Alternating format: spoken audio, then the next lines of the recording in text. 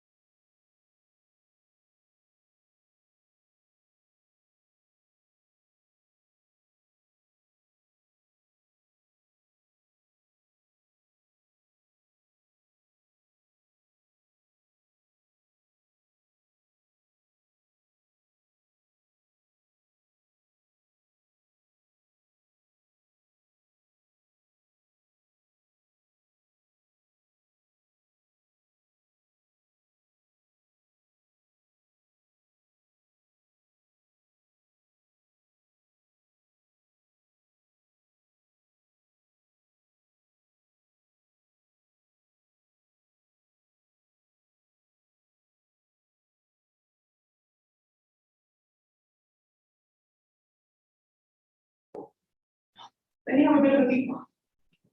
There's that overpass that is Speedway Road. So, as Mr. Barnett is approaching, gets to the top of that hill, and that's when he sees that U-Haul flipped over in the same lane as him. There's no police yet. There's no indication that there's a hazard in the road, aside from the fact that the U-Haul tipped over. Turns out that it was a windier day than Mr. Barnett expected. And so when he sees that U-Haul, he reacts accordingly. He presses on his brakes, he tries to get to stop, and he barely stops in time. In fact, he parks right behind that U-Haul trailer. Well, when he does, he could have then moved over to the shoulder. He could have gone to the left lane or that shoulder. No, he doesn't do any of those things. He stays right where he is, puts his car in park, and he decides to get out. At this moment, Mr. Barnett, he could have put some cones on the road. He could have put some of those reflective triangles, maybe even a flare. Or at the very least, he could have put his hazard lights on to inform that driver behind him that there's something going wrong in the road. He doesn't do any of those things. And so, in that moment, Mr. Barnett chooses to walk toward the shepherd, the owner of the U-Haul driver. But when he does, he leaves essentially a ticking time behind. Because what you see is that next driver that comes over that hill, they're not going to have the same time and distance to come to a stoplight. That's because he parks right behind that U-Haul, the right lane. That's it. That's when opposing counsel story begins. Because just a few moments later, Channing Stockard and Mitch Murphy go over that hill. They see an 18-wheeler in front of them. It's not until they realize that it's not moving, it's too late.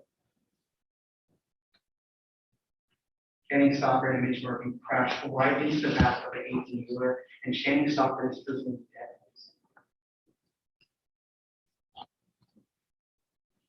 That's why it's important to know all the facts. Because regardless of what Mitch Murphy was doing, regardless of what anybody in that car was doing, they didn't have enough time or distance to come to a stop. And that's because Billy Bob Barnett decided to stop and help them. And when he did, all he did was decrease the amount of time and distance that anybody else had. It's for that reason, members of the jury, that we've designated both Billy Bob Barnett and Denny Shepard as negligent parties. That puts us in a unique position. Because you see, normally it's just the plaintiff that has a job to prove something. But we do today as well.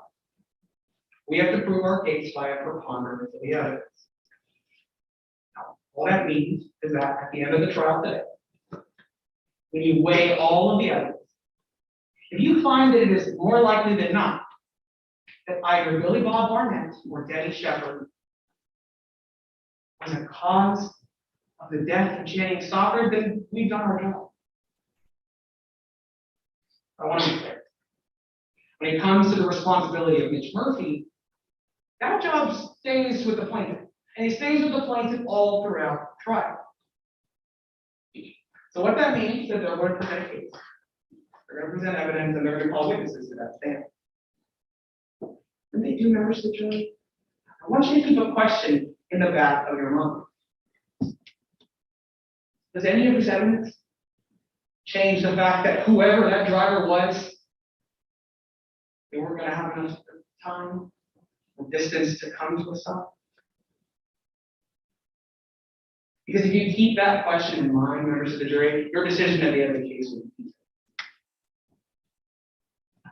Because when you stop and help somebody, it make things worse. But that's exactly what happened here.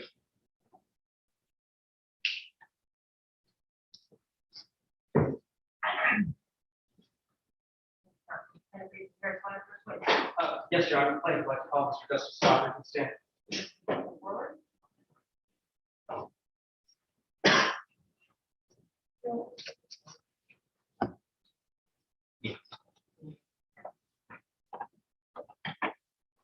Mr. Stockard, please just take a second to turn to the jury and introduce yourself. Yes, my name is Jessie Cox. Stockard, I live in another insurance duplex, Lone Star. you married? Yes, my wife been married for a while.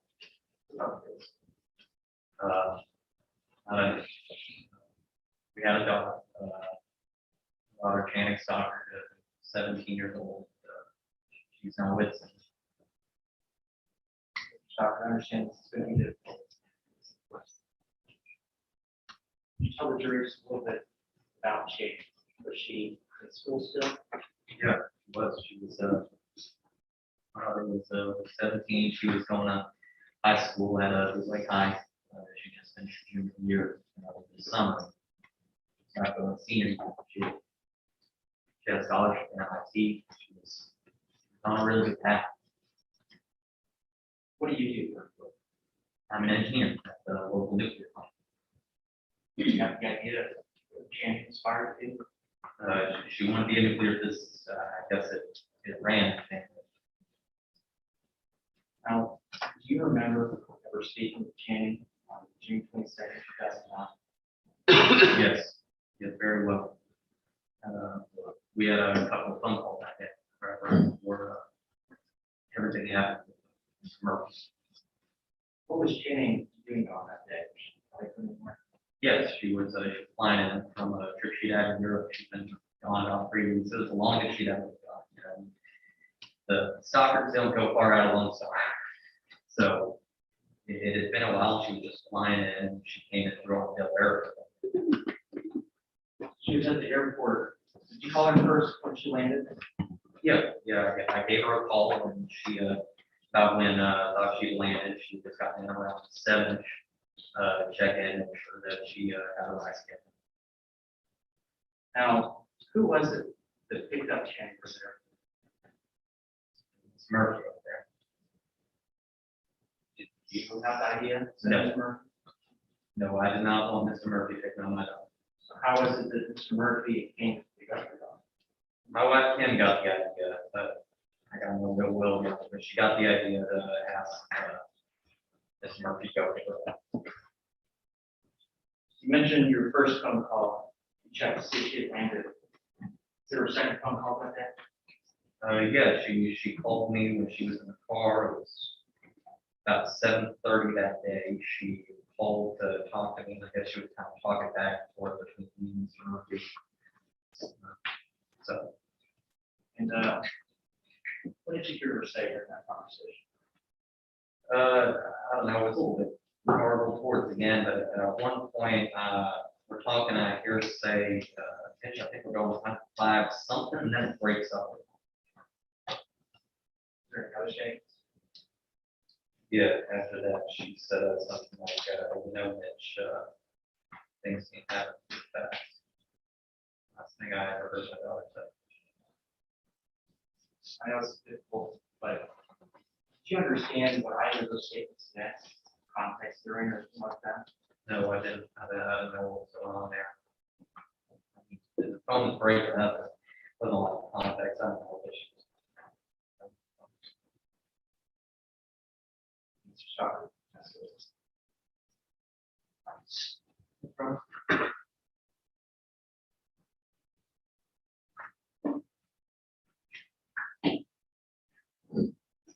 Stockard, I have to ask a few more questions. While you're here. So if you need a moment, please just let me know. You filed this lawsuit today on behalf of your daughter. Yes, I did. You filed it against Ms. Murphy. Yes, you can tell my daughter. You didn't file it against the driver of the 18 wheeler. Driver 18 was they killed my daughter. You filed it against the tractor trailer driver. Is that right? Neither of them killed my daughter, so no, I did not. I want to talk about that. Your anger toward Mr. Murphy. You agreed with me that before the accident, you actually loved Mr. Murphy, right? I don't know if I liked him. I mean, he was around. I'm not trying to be unprofessional about this. I guess I have strong feelings. So your strong feelings now that you didn't have before the accident? I don't know how I could feel. Of course, I feel differently now. Sure, but that feeling before was you actually liked him, didn't you?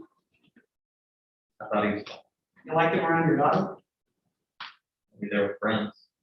And another thing that you said on your examination was that you knew that he was picking her up, you would have done something, correct? Maybe kind of too late by the time I found out. I wouldn't have wanted him to do it. So that's somebody else. I guess it didn't hurt. So if members of the jury were here, you actually knew that he was picking her up. That surprise you? Yeah, they hear a lot.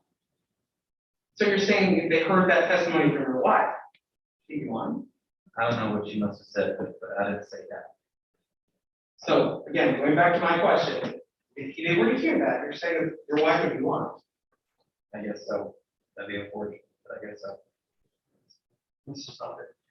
Now, I want to talk about specifically the day in question, or the June 22nd. You said you talked to your daughter, Yeah, that's not very quick.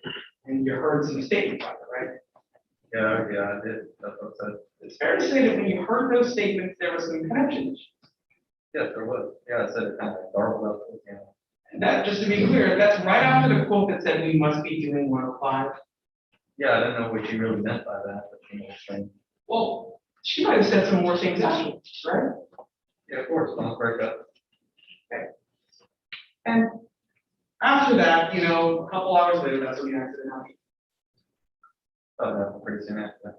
Yeah, I guess so. And just to be clear, you didn't see the accident. No, of course not. I was on the phone. You can't tell the members of the jury how fast he was going. No, of course not. You can't tell them whether or not he was looking at the road. I guess no, I didn't see him look. You weren't there, you didn't see the U-Haul turnover, right? Not at the time. I mean, I saw the scene after the fall, see what happened. You don't know whether or not Ms. Murphy actually saw that U-Haul turnover. I guess I don't. You also know that you didn't see that 18-wheeler on the road, right?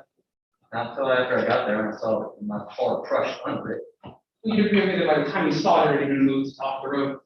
I suppose so, yeah. So, how all this information though, you made the decision to file this lawsuit against Ms. Murphy, right? Yeah, I did decide to do and kill my dog. The one that you believe killed your dog, right? I don't know what else I'm supposed to do, so yeah. Not any of those other parties. No, I guess I did. That's the word. Nothing further, Your Honor. It is so down. Yes, Your Honor. The defense called Trooper Chris Jensen to stand. Your Honor, may I take a moment to set the courtroom?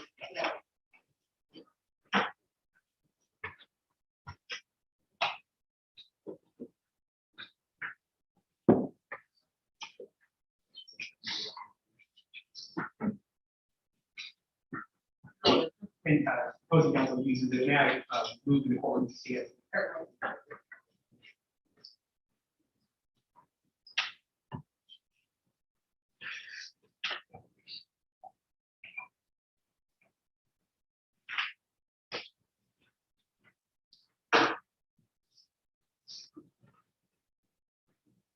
Good afternoon, Trooper Jensen. How are you? Good, how are you? If you take a second to introduce yourself to the jury. I'm Trooper Chris Jensen. Trooper Jensen, can you tell the jury a little bit about what's involved in becoming a state trooper in the state of Lone Star? Yeah, of course. So personally, I went to University of Lone Star down in Austin, got a degree in criminology. And after that, I went to Lone Star Trooper School, or Lone Star Ranger School, where we learned the 5 points of older criminal law, accident investigation, and some physics and civil engineering and stuff like that. What about your experience? A lot of it?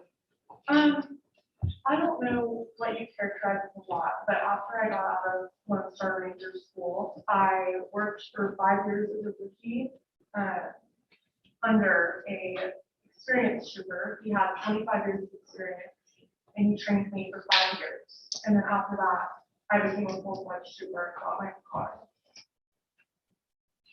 Now, did you investigate an accident that occurred on June 22nd, 2009?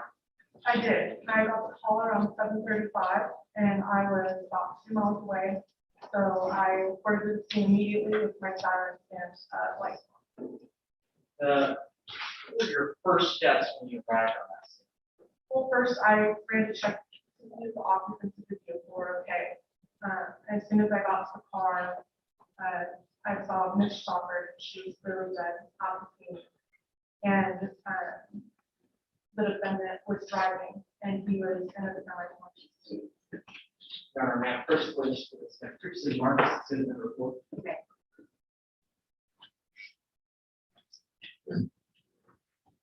Trooper Jensen, I'm handing you exhibit 4. Identify what this is. Yes, this is the photo I took in the back. This seems to be a fair and accurate depiction of that accident scene. Yes. Your Honor, we offer exhibit 4 and others. No objection, Your Honor. Being no objection to county admitted. Thank you, published. Okay.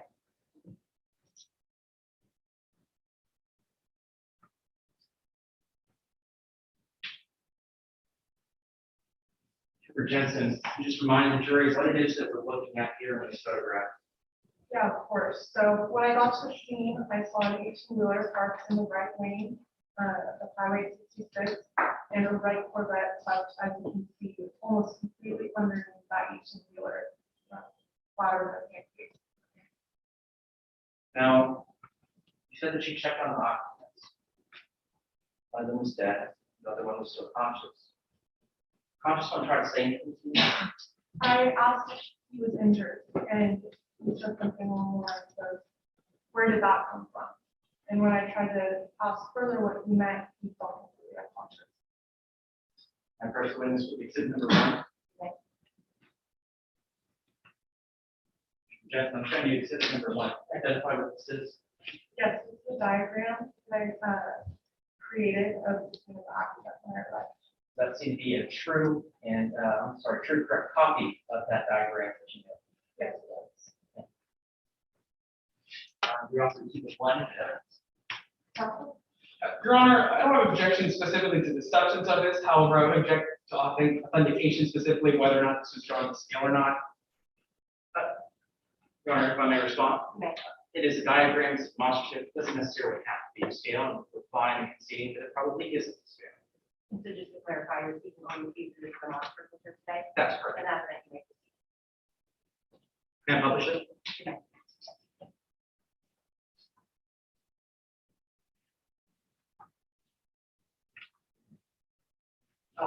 Did you find out why it was that 18-wheeler was parked in the right-hand lane of the roadway?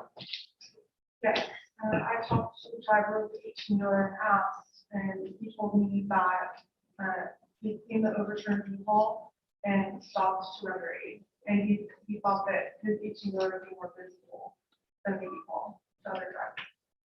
I want to talk a second about what the conditions were like on this particular day. What was the lighting? It was perfect visibility, the weather was great, there were no obstructions of view. Did you ever determine what the line of sight would have been for somebody to come over that point? Yes, it would have been unobstructed view of two. Runner 9. First witness was the Brucey Martin today. Yes, not hand you exhibit 8. Tell me what this is. Yes, this is Highway 66, going eastbound. The accident occurred in the westbound lane. Share any relation to exhibit 1 you just saw? Yes, it's basically the same, it's just a photo of the diagram. Is that a fair and accurate depiction of that area that you charted out in the diagram? Yes, it is. Your Honor, we offer exhibit 8 as evidence.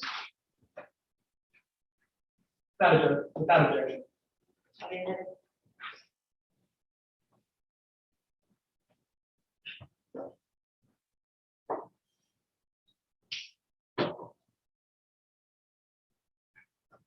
Your Honor, may I publish? Okay. Witness sat down to make use of this as a demonstrative. Yes, Your Honor, I believe it will be necessary. Yes, Your Honor, we expect to have the witness sit down to make use of exhibit 8, that we make some markings on exhibit 8 to show where this collision occurred, as well as the site distance that was apparent from this particular.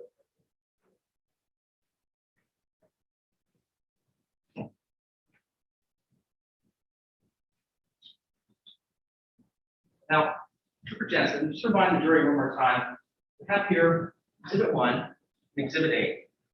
What is their relation? This is just a diagram. Yeah. Now, is this diagram oriented the same way that this photograph is? No, you can just Like this? Okay. I'm gonna go ahead, stick that on there, exact same area. That seemed to be correct for how this photograph is depicting compared to your understanding of how it occurred. Now, Trooper Jensen, I hand you an arrow here. Take this arrow and please show on exhibit 8, where was the point of the collision in this photograph? Yes. Okay. Under the overpass. So that's, Right. that's under the overpass, in the right-hand lane. Okay, and that's in the westbound portion of traffic? Yes. Let me go ahead and hand you another arrow. Could you please tell me what the line of sight would have been for the defendant as they came across that hill of 18? Yes, so when he crested the hill here, to here would have been a 200-foot line of sight.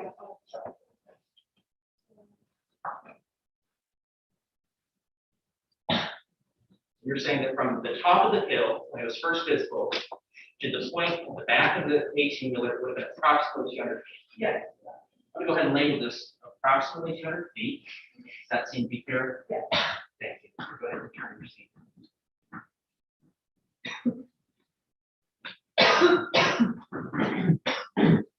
Did you measure any skid marks at this scene?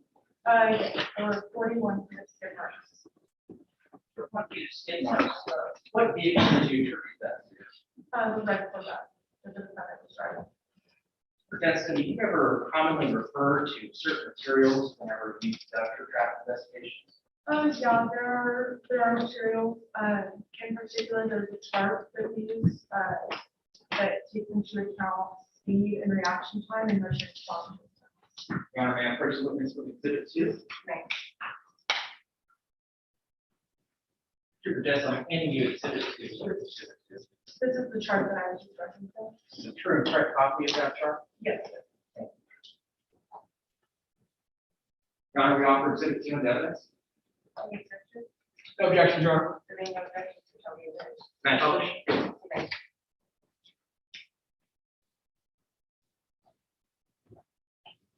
Mr. Jensen, we're looking at that chart that you said that you referenced. Could you please point out to the jury how many feet a vehicle that is traveling 70 miles per hour travels in 1 second? It travels 102.6 feet per second. Okay, highlight that. Is that the part that you're referencing? Yes.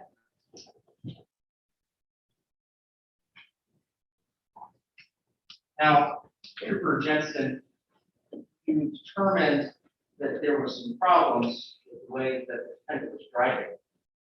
What conclusions did you come to? That he failed to control the speed as well as failed to keep a proper lookout. Your Honor, may I approach with exhibit 3? You know, Jensen's exhibit 3. Can you identify? yes, this is the accident report that I wrote up after the accident. Is that a true and correct copy of that accident report from incident in Washington State? Yes, it is. Your Honor, we offer exhibit 3. Any objections? No objections, Your Honor. There being none, it shall be admitted. May we publish? Okay. Now, Trooper Jensen, what was the speed limit on Highway 66 in the area where this accident occurred? 65 miles per hour.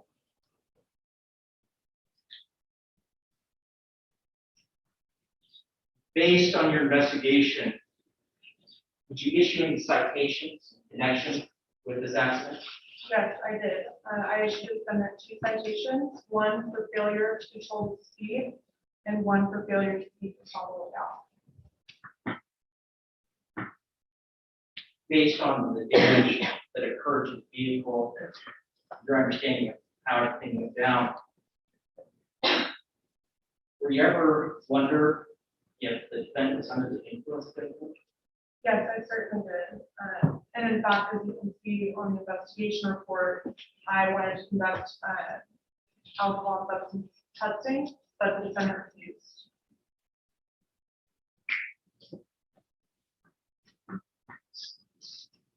Your Honor? Yes, Your Honor. If I could ask the opposing counsel to take down the demonstrated report again. Your Honor, may we also just reserve this as plaintiff's demonstrative number 1? No objections.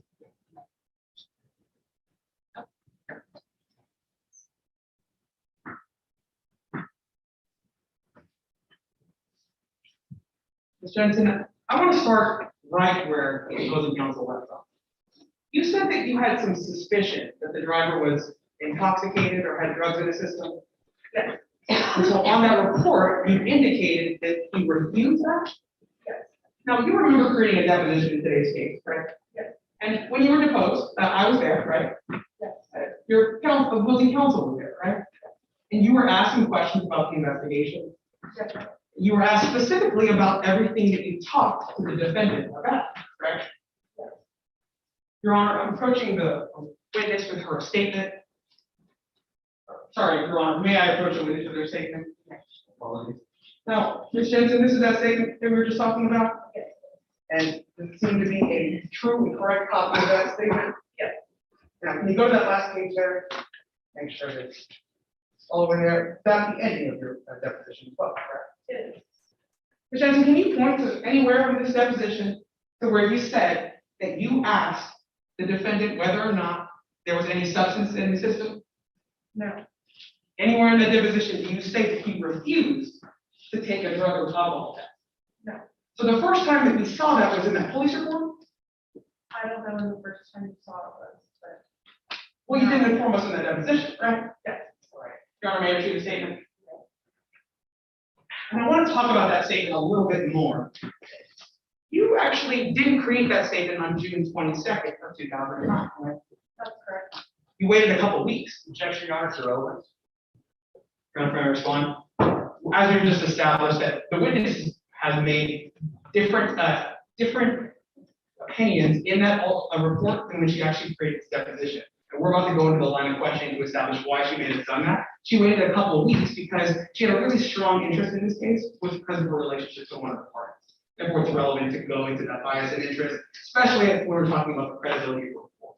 From all mostly the front page. Yes, Your Honor. Your Honor, may have published that report.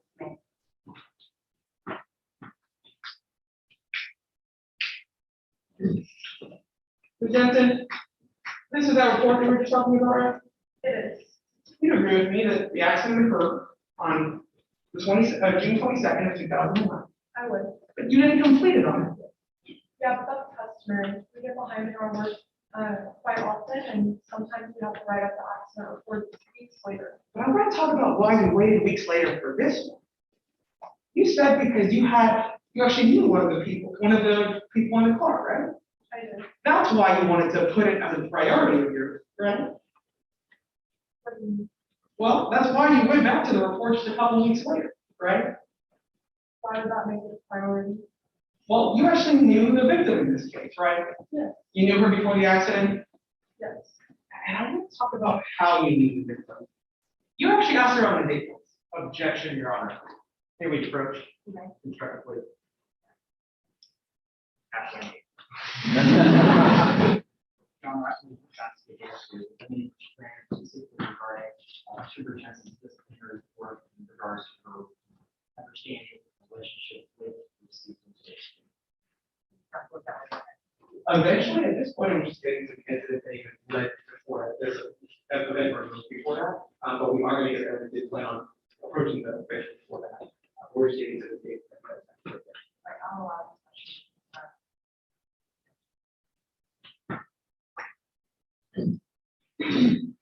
You actually asked the victim on the date, correct? I did.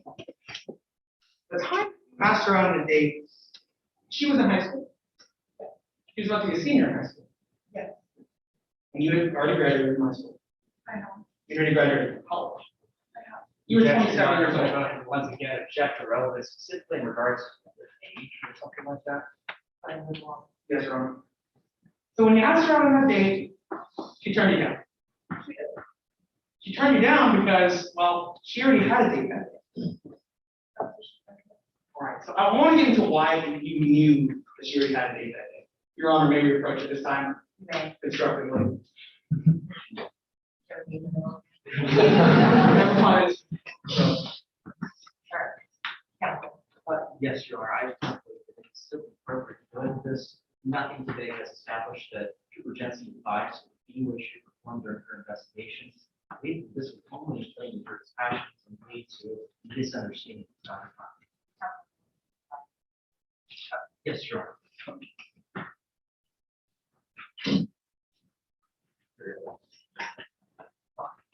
Your Honor, we've already gone over this question with this credibility that relates to the investigation.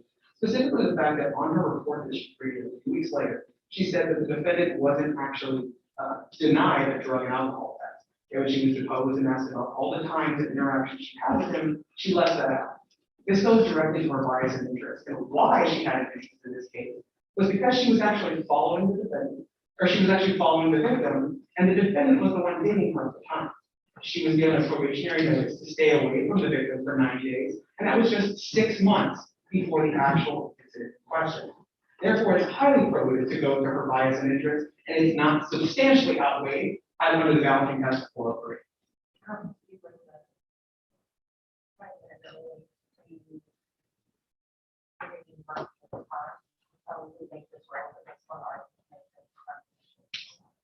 Just to be clear on the exhibit is not clear, or the exhibit, maybe some question about the incident itself. Yes, Your Honor. Your Honor, I'm sorry, just for the record, must say. So, Ms. Jensen, you already talked about you asking her on a date and you turning her down, but you knew that she actually was going on a date with the defendant that night, right? I did. And you knew that because you actually was watching him pick her up. Yes, I had set up for a speed trap on the road by her house, and I saw him. How many is that? So the speed trap that you said just happened to be on the same road that the victim was on? It did. I mean, it's a small town. I'm in the area a lot. And the speed trap just happened to be on the same day that you asked the defendant out for a date. Yeah. Now, you were actually told the DPS that you weren't actually there. Isn't that right? Yes, that's true. You told them that you set up the speed trap somewhere else. Yes. But of course, you set the speed trap, as you said, in your small town, right outside your house. And just to be clear, when you asked her out, that was in February of 2009? Yes. That was, I believe. my apologies, it was February 16th, does that sound all right? It sounds about right, but I'm not positive. Okay, well, but you can agree it's in February 2009. Okay. And that's just 6 months before this accident? Yes. 6 months before this investigation? Yes. 6 months before you only issued the citation to Mitch Murphy? Yes, I was declined for one date 6 months before I did an accident investigation. Yes. All right, Ms. Jensen, I just wanted to be clear with the members, to make sure they have all the information. And I want to be clear back to that question I just asked. You issued the citations to Mitch Murphy, right? I did. But you didn't issue any to Bob Barnett. No. You didn't issue any citations to, my boy, you didn't issue any citations to the driver of the U-Haul driver, right? Or flipping her email, no, I did not. But you actually didn't speak with Danny Shepard at all in this investigation, right? No, I didn't. So you just spoke with Billy Bob Barnett, I didn't. and that was enough for you to decide for both of them that you didn't need to issue a citation. Yes. Okay, let's talk about now the actual investigation that you did. Let's talk about specifically that speed chart that you mentioned. Your Honor, may I publish exhibit 2? It's already been entered. And just to be clear for the record, this is a copy, as I will be drawing on the exhibit. Now, Ms. Jensen, you agree with me that what this chart does is it tells us on the left how fast someone's going, right? Yes. And the purpose of this chart is to tell us what the stopping distance is. Is that right? Yes. The stopping distance is the amount of length, how long it will take for a car going that speed to come to a stop, right? Yes. So this chart here, car and truck, tells us how long it would take to stop. And then the reaction time takes into consideration how long it would take them to react to the situation. Yes. And then there's a total stopping distance that adds both the average stopping distance and the average perception. Yes. Okay, I want to talk about how that came to your investigation here. You agree with me that the defendant alleges that he was going 70 miles per hour at the time of the accident? Yes, that's correct. And so if he's going 70 miles per hour, it would take 252 feet to come to a stopping distance? Yes. Okay, I'm I'm going to please walk. gonna highlight that. Well, actually, I'm gonna go ahead and object to relevance regarding stopping distances. I believe we brought up anything regarding stopping or distance it would take to stop. I fail to see its relevance today. yes, Your Honor, opposing counsel talked about that there was 200 feet available from the top of the hill to where the accident occurred. What we just established here is that a car going 70 miles per hour, regardless if they saw the stimuli at the top of the hill, they wouldn't have enough time to stop. That goes directly to the causation issue of trial and is relevant within this case. Your Honor, may I respond? Okay. We're in no way alleging that the defendant would not have been able to stop. The defendant had alternative options available to him, swerving. We acknowledge that he couldn't stop. Therefore, I don't see why it is that we need to rehash this fact. How about we ask the question? Yes, Your Honor. And so, 70 miles per hour, just to be clear, it takes 252 feet to come to a stop. And that's before the reaction time of the driver, right? Yes. And so if you're using an average time of 77, it would take 329 feet to actually come to a complete stop, right? Yes, that's because of complete stop if you don't take any other evasive action. So if you just stayed in the lane and saw how long it would take to stop, you wouldn't have had enough time to stop. But you would have had enough time to move into a different lane and to avoid the wheeler. Well, I want to get into whether or not he had a possibility to do something else in a minute. I just want to know about the stopping distances right there. And you'd agree with me that he had 200 feet from the top of the hill to the back of that 18-wheel? Yes. You'd agree with me that 329, that's more than 200? Yes, I would. You'd agree with me that 252, that's more than 200? And now I want to talk about whether he was, if he was going the speed limit, whether he would have had enough time to stop. Now, you know the speed limit on that road is 65. Yes. Well, I'm going to mark in blue here. It would take 217 feet to come to a stop, right? Yes. And that's before the reaction time. Yes. And so taking into consideration the average reaction time of 71, it would actually take 288 feet to come to a complete stop. Right? So even if someone was going the speed limit, they wouldn't have that 200 feet to come to a complete stop. Yes, that's true. Again, if it stays in the same lane, it didn't do any other actions. Let's get into that now, Jessie. Now, you found evidence of skid marks on the scene of the accident, right? Yes. Which you know skid marks has to come up when the tire locks up, right? Yes. You'd agree with me that when a tire locks up, that an individual may not be able to move their car. Maybe not. I don't, I'm not, I don't know particulars on that. Well, but you know that there was evidence of skid marks, Yes. and there was evidence of at least one of the tires locking up. Yes. And so if that tire were to lock up and they could not move out of the way, well, then that would explain why he went right into the back of the right lane. Isn't that right? I don't know if it would explain that. Well, he was in the right lane when he got to the accident. Yes. He was in the right lane when the skid marks began. Yes. And if it would have locked up if his steering wheel and wheel would have locked up, that could explain why he went into the back of the steering wheel. It could. Thank you, Ms. Jensen. Now, the last thing I want to talk about specifically is the distance of the skid marks that we found. They were 41 feet, isn't that right? Yes. And so when we talk about skid marks, the reason they're important is it tells us what point the person pressed on their brake. Is that right? I think it tells you at what point the tires locked up. Okay, so what you're saying is that Mr. Murphy might have actually might have actually tried to press the brake before that. I don't know. Well, you just said that, didn't you?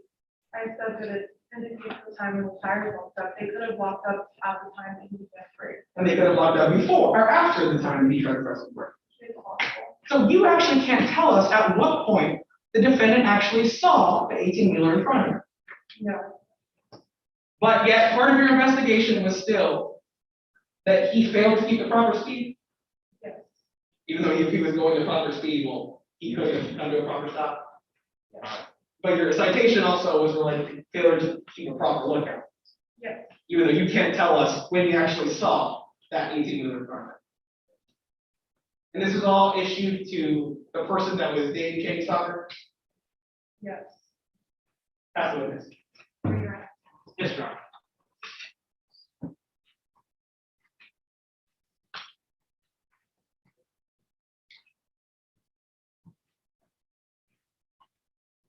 Mr. Jensen, we're looking back at the exhibit number 2, that chart of inspection.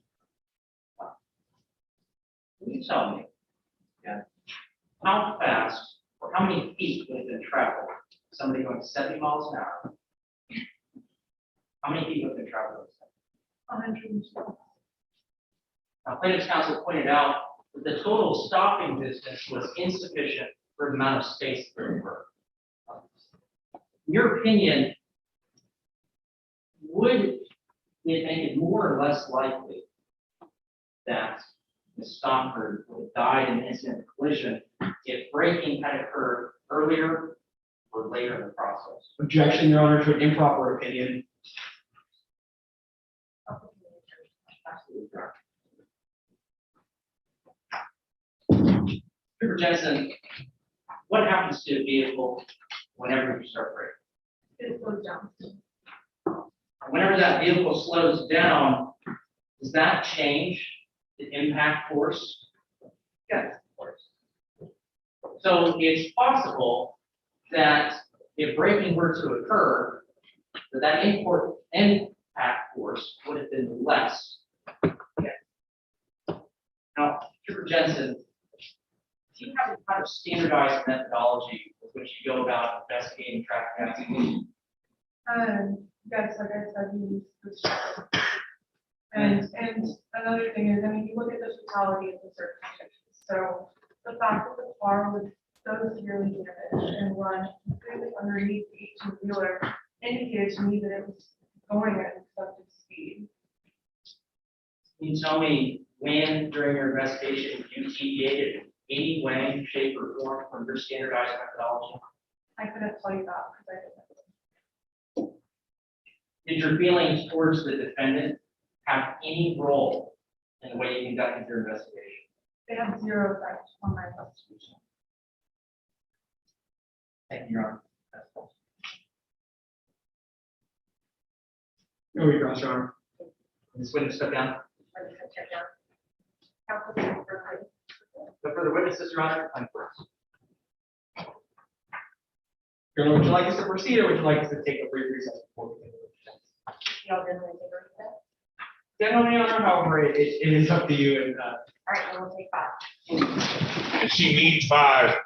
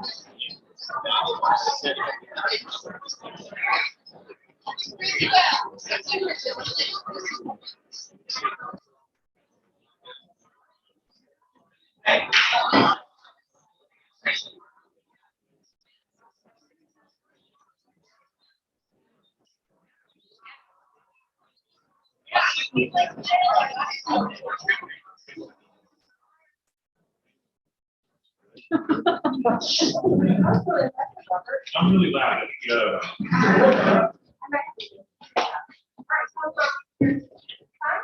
Yes, Your Honor.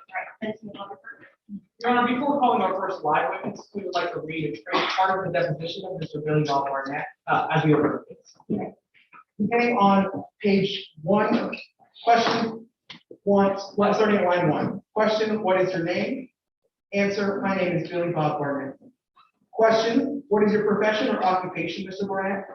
Answer, I drive a long haul tractor trailer unit, and I'm a professor at Gator University School of Law on the side. Question, how long have you been driving tractor trailers? Answer, seems like all my life. I started when I was 24, and now I'm closing in on 65. And skipping down later, beginning on lines 19. Question, so what do you remember about this whole scenario? Answer, well, I was westbound on US 66. I came over a small crest and a little hill just before you get to that underpass. I saw an overturned U-Haul trailer down under the overpass. I had to get on my brakes pretty quick, but I got the rig stopped right there behind the trailer. I then got out to see what kind of assistance I could render. And that concludes the portion that I'll be reading on. Yes, my question. Starting on page 1, line 24, question. Why did you stop on the right-hand traffic lane of the roadway rather than on the shoulder? Answer, I parked there because I thought my vehicle would be more visible to people behind us than an overturned U-Haul trailer. Skipping to line 6, question. Did you turn on your emergency flashing lights? Answer, I'm pretty sure I did. Question, did you then go to render assistance to the driver of the U-Haul trailer? Answer, yes, I went right away to her assistance. She was pretty distraught. She told me that a sudden gust of wind had caught the trailer and flipped it before she could do anything about it. Your Honor, the defense called Mr. Mitchell.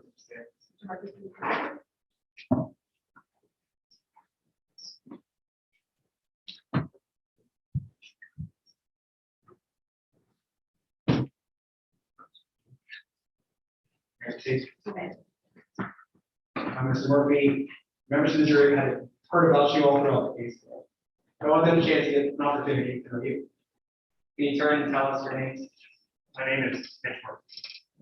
How old I'm 25 years old. What do you do for a living? I'm currently a student at Fargo State University up in Fargo, Oklahoma. Where did you originally live? People call. I was in the bootleg my whole life.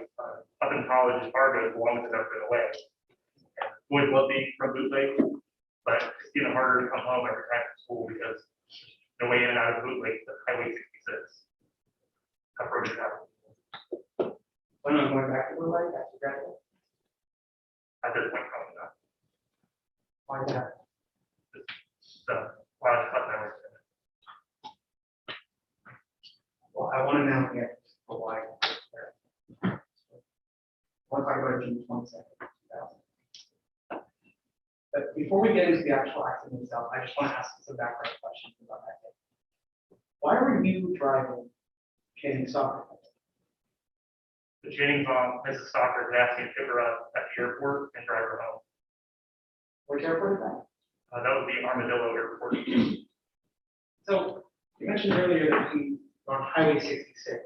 Was that from the airport back to Bootleg? It was, yes. And when you were driving that day, what do you remember about how it was on that? It was a beautiful day. It was a nice ride.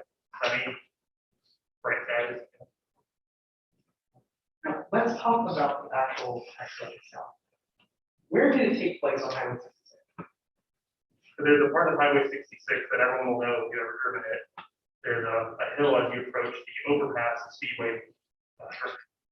And kind of come over the hill, there's a pretty steep bank which goes right under the underpass of the Speedway. And the accident happened just kind of right there at the underpass. I want to show the members of the jury what that area looks like. Your Honor, permission to public authority to do so today. Okay.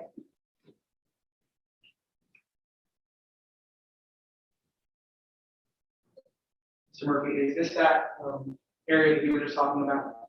Yes, that's part of the highway. Now, specifically, if you're driving from the airport to Bootleg, I see that there's two directions here. Would you be driving on the left-hand side, the one with the cars facing us, or the right-hand side with no cars at all? So driving to Bootleg, you're on the left-hand side of this photograph, the side where the cars are driving towards the picture. And you said that you've driven on here before. Oh, many times. What's it typically like to drive up that hill? What do you see? Well, typically, there isn't an 18-wheeler using the highway for personal parking lot. So typically, it's just a whole stretch of highway that's clear and empty, and just like this picture, you can see it. Okay, we said typically there's not easy or easy it's parking. When you've been at the top of the hill, how many times have you seen a hazard on the road you find? Before the day of the accident, I'd never seen a hazard on the road. But don't talk about the actual accident. When you were driving, remember how fast you were going? I was doing 70 miles an hour. How fast is the speed limit? Speed limit is 65. Why did you think it was okay to go over the speed limit when you were driving on Highway 66? Because everyone in Bootleg drives over 65 on that stretch of highway. Doing 5 miles an hour, you're still like the slowest car out there.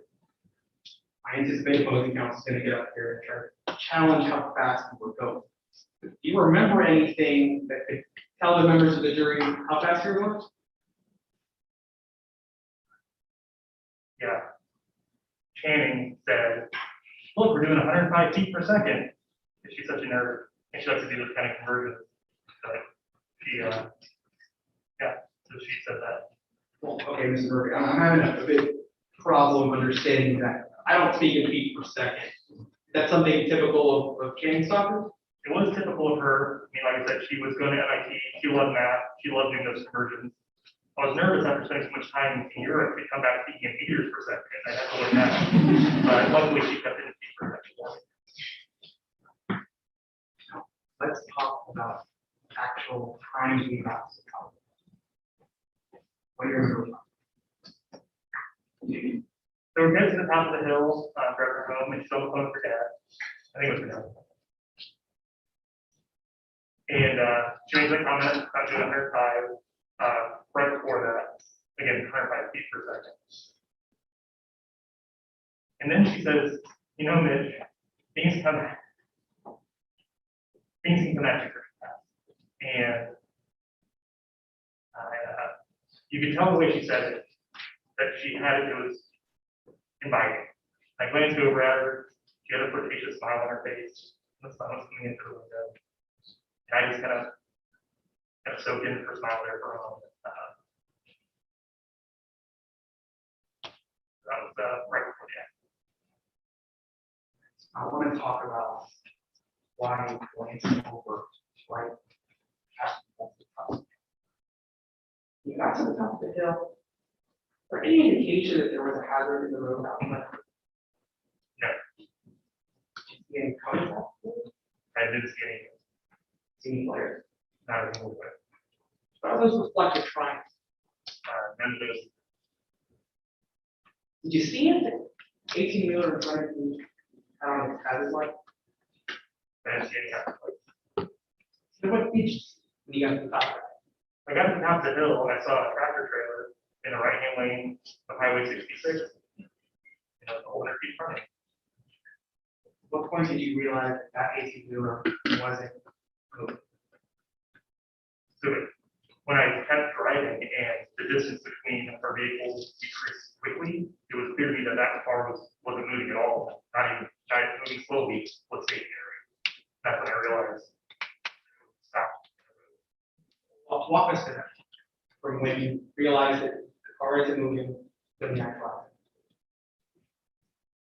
As soon as I realized that this 18-wheeler isn't moving, I slam on my brakes, trying to slow down.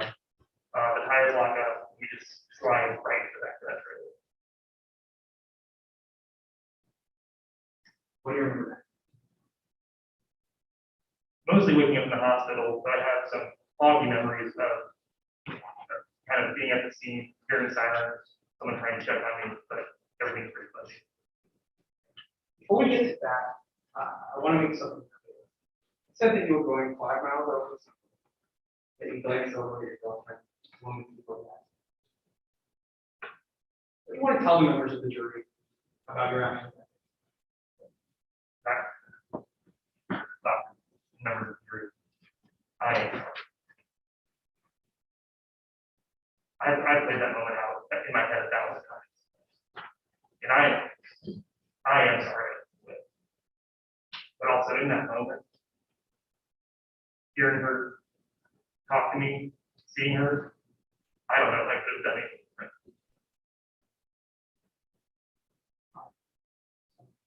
I want to talk about some things that happened after that. You know who Trooper Chris Jensen is? I do. How do you know?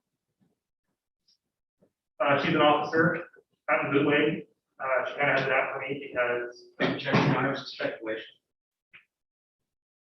Your Honor, the court is about to go in and testify about his interactions with Trooper Chris Jensen, specifically some quotes that were said between the two of them, that leads him to believe that she's going to it out.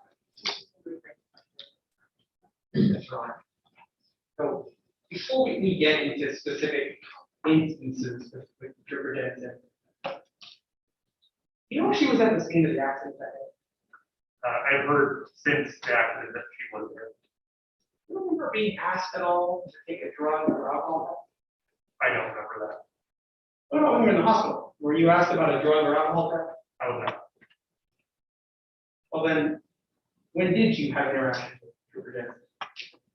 Well, related to this accident, I had interactions when she came into my hotel room and was told that I was going to pay for filling the Objection, bed. Your Honor, here, sir. Respond. Just to be clear, the statement about to be elicited by Trooper Jensen is you're going to pay for what you've done. This is an exception of hearsay under Rule 803. As it goes to the declarant, that existing state of mind. Specifically, if Chris Jensen has a plan to have Mitch Murphy pay for what he's done, and that evidence, as we've already discussed with Trooper Jensen taking the statement here today, how it conducted to her investigation. Your Honor, I don't believe that there's any kind of motive intent or plan. That was simply Miss Trooper Jensen expressing that this witness would have to end up testifying at a later point. Trooper Jensen was trying to receive some kind of statement in follow-up to this accident. I don't believe that would be appropriate. Even if it was not hearsay, Your Honor, I'd say that it'd be substantially prejudicial to the jury. Yes, Your Honor. Without getting into the statements of when Trooper Jensen came and spoke, what was she acting? She was upset, emotional, and for an officer, it felt personal. Oh. Why did it feel personal? Did she issue any citation? She did issue me 2 citations. What were the citations? Well, she issued me citations for failure to keep a proper lookout, failure to maintain a proper speed, and she tried to issue one on negligent homicide. she explain any of these? She gave you? You just asked me to chew on that one. Objection, Your Honor, is hearsay. Your Honor, move opposing counsel, or the witness look into the question. That has no inherent truth value, therefore not hearsay. Yes, Your Honor. So, after you received these citations from your career, how did you react to receiving these citations from your career? A little confused. I honestly don't know. Was it like her walk into that room and talk to you about James Summer? I mean, yes.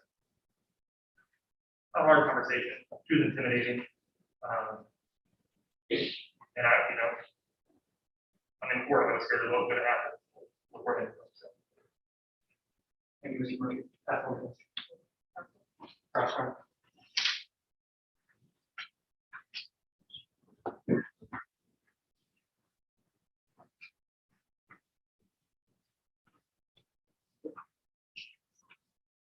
Mr. Murphy, is it your testimony today that Channing Stockford said things can come at you pretty fast on June 22nd, 2009? Yes, I believe so. You were making a deposition? Yep. You remember that I was present? Remember that you were present? I'm going to show you your deposition here. That shows what the deposition is. This is a correct copy of your deposition. Yes. This is the last page of your deposition. Yep. Now, you'll just silently agree along with me as I state here. I heard her say, hey, Mitch, things can happen pretty fast. I read that correctly, didn't I? Yeah. So it wasn't that she said things can come at you pretty fast. She said that things can happen pretty fast. One of those two things. And you have heard this statement before, haven't you? Yes, Counterman, first witness was increased mark exhibit 6. Showing you exhibit 6, is a copy of some Facebook messages sent between you and the deceased Channing Stockford, correct? that's correct. And that is her profile photo at that time, Yes, it is. your profile photo at that time. Yes, me. These photos were sent on June 21st, 2009. That's correct. This is a correct copy of this message. Remember, we offered 66 of that. Yes, Your Honor, it's your second. Yes, Your Honor, if you may approach and take a look at this. Your Honor, this is a statement by a party opponent being the defendant. Further than that, Your Honor, we're not offering this for the truth value, but rather the effect of this. Yes, Your Honor, particularly in regards to the statements by Channing Stockford, we're not offering those for truth value, we're offering to show the effect that it had on the defendant. But further, Your Honor, the defendant's response there would be a statement by the opponent. That takes care of all of your statements. Yes, Your Honor. Opposing counsel is trying to say that they're using Channing Stockford's statement for the effect on the listener, or the response that the witnesses elicit is, won't think about anything else. That doesn't tell us anything. Opposing counsel just trying to backdoor the hearsay statement by Channing Stockford, which is hearsay.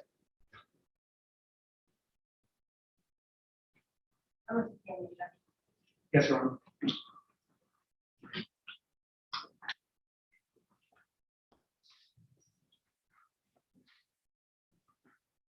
So you mentioned that that wasn't the first time you heard a statement like that before. Right. In fact, you had understood that to be something that was kind of flirty, what Channing said. So you knew what it meant whenever she said that same phrase to you in the car on June 22nd. It was that she was flirting. Right. Now, as you came over the hill on Highway 66 on June 22nd, you could see the 18-wheeler in front of you. Yes, I could. As soon as you crested that hill, you could see. I could see it in the right angle. You were aware that 18-wheeler was going slower, but Not as soon as I pressed the hill. well, you thought to yourself you were going to be past that 18-wheeler, right? I probably thought that about every 18 wheel I've ever seen on the. So you at least suspected that 18-wheeler was going to go slower than. You look away. At some point between the top of the hill and the, you impacted that 18, right? I did. You looked away despite the fact that you didn't think you would need to pass that 18 more? You're speeding, Again, depending on the definition, but not a good thing. you were going 70. I was going to. I'll agree with you that you were going 70, is that fair? That's fair. So you were going 70, but that didn't affect how you viewed that 18, right? You still saw it. You still saw it as soon as you pressed it that way. Right. And you looked away, despite knowing that 18-wheeler was only approximately 200 feet in front of you. Like I said, I did. And I played that moment out in my head 1,000 times. I don't know if I could ever have not looked at Channing. So I'm correct in stating that prior to you colliding on the back of the 18-wheeler, you were not looking at the road. Objection, Your Honor, to ask and answer. No, I did look away in between the time of pressing the hill and hitting the back of the traffic. Mr. Murphy, you are aware of how many feet you traveled in just 1 second looking away? I've heard testimony today about that. I would be correct in stating that in 1 second of looking away, traveling at 70 miles an hour, you're traveling 102.6 feet. I'd have to see the exhibit again. All right, show the witness. Exhibit number 2. But before I do that, you heard Shannon, right? She said, we must be doing 105 feet per second. That's right. She said you're going 70. Yep. So it's around 105. Yeah, 105 feet per second. So you'd agree that that would be generally correct? Yes. Okay, so you knew you traveled at least 105 feet in 1 second. And you looked away.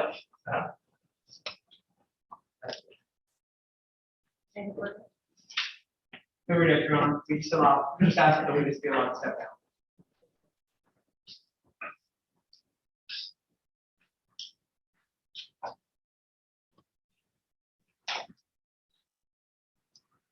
Any further remarks? Is that fine? Yes, Your Honor. This time we call Ms. Trace Leduc.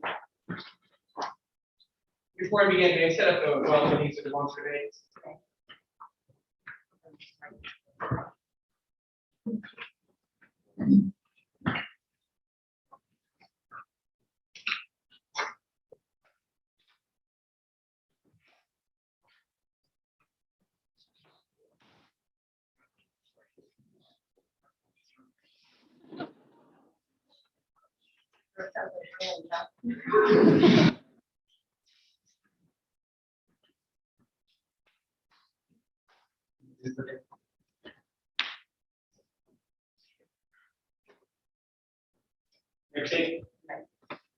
Good afternoon. Can you please state your name for the members of the jury? Good afternoon, my name is Tracy Leduc. What do you do for a living, Ms. Leduc? I am a civil engineer and I also work as a consultant. Anyone you consultant in what area? I'm in accident reconstruction. Okay, so what exactly is that like, accident reconstruction? What do you do? Well, right now I work for a couple large insurance firms. They'll get a claim and I will review relevant materials such as depositions taken, photos of the scene. Sometimes it requires me actually going to visit the scene. And after I review everything, I make determinations of what contributed to the accident and what didn't contribute. I want to talk about that a little bit more. What do you take into your analysis of what contributes to an accident and what doesn't? As far as actual materials, those that I just mentioned, but as far as making the decision, when I first reviewed those materials, I look at different potential causes. And then after further investigation, I come up with the contributing causes. And so just to be clear, when we talk about contributing causes versus potential causes, which are ones that actually have an impact on the accident, according to you? The contributing. And so how long have you been dealing with accident reconstruction? For about 15 years. What kind of education did you receive in order to work on this area? I got a bachelor's of science in civil engineering and then a master's of science all the way out from Chicago, but I'm not too proud of the Chicago fact. Now, I want to talk about specifically your investigation in today's case. Is there any specific area of accident reconstruction that you have to focus on for today's case? Yes, this required some focus into, I have some previous experience with highway contracting. So it looked into aspects of the highway itself and the different three potential factors that went into this accident. Okay, before we get into that, I want to talk about what materials you reviewed. We talked about we typically review, but what did you actually review for this case?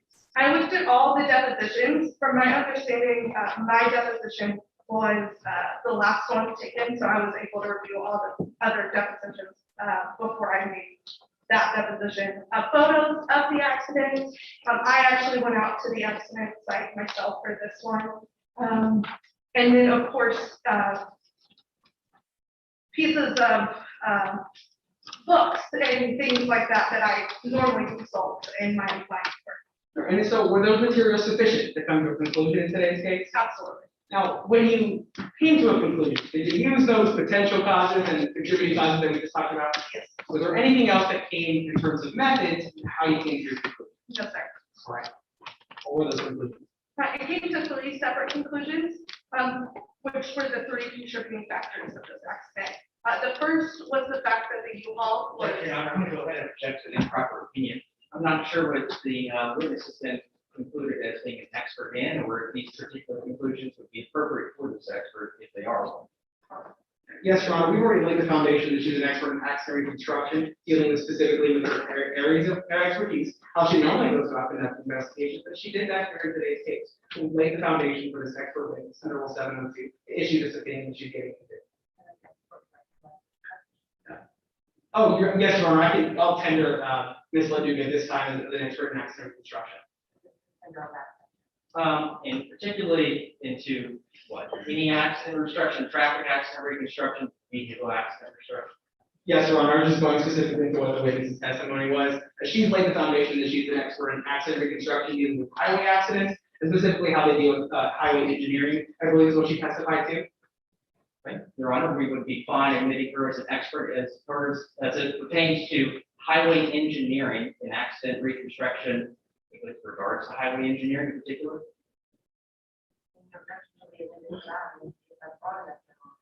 Yes, Your Honor. Your Honor, I turn my seat.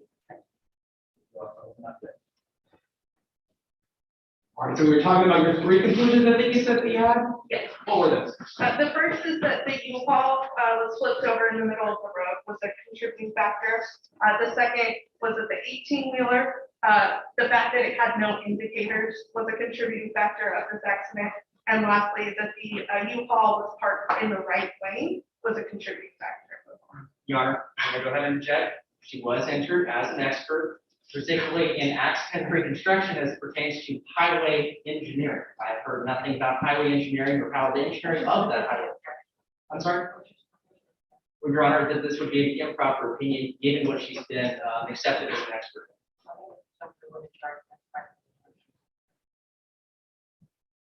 Sorry, what was that, Your Honor? My apologies. Yes, Your Honor. Okay, so I want to break each one of those conclusions one by one. That was a lot of information. So let's break them down. The first one that you said that the U-Haul was a contributing cause. Yes, sir. What was your basis for that?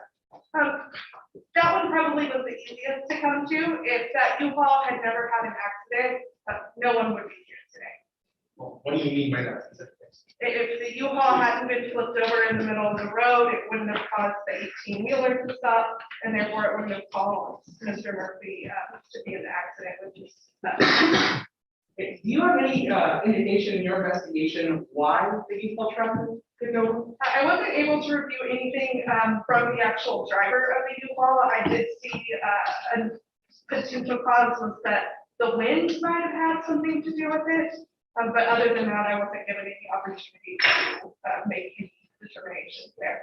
So did this U-Haul come into consideration for any part of this conclusion or any other conclusion? The U-Haul, as far as that contributing, I came to the decision that that was one contributing factor to the accident. Okay, so let's move on to the second one. I think you said it would deal with the 18-wheeler. What specifically was the second one? The second one was that the 18-wheeler had no indicators. Okay, so let's talk about that. What are indicators? So indicators can be a variety of different things. Flares, those red triangles you see sometimes, hazard lights. There's multiple different options that you can use. What's the significance of having indicators for a driver? So when you look at reaction times and perception times, most drivers, when they're driving on the road, are expecting an accident to happen. So we're in more of a state of relaxation. Whereas what you see, say a flare, for instance, you realize something might be up. And so you're more, your reaction time is quicker because you're in a state of alertness. Okay, so talking about this specific case, did you find any evidence of any indicators? I did not. Well, if there was no indicators, what impact did that have on the drivers like Mr. Murphy?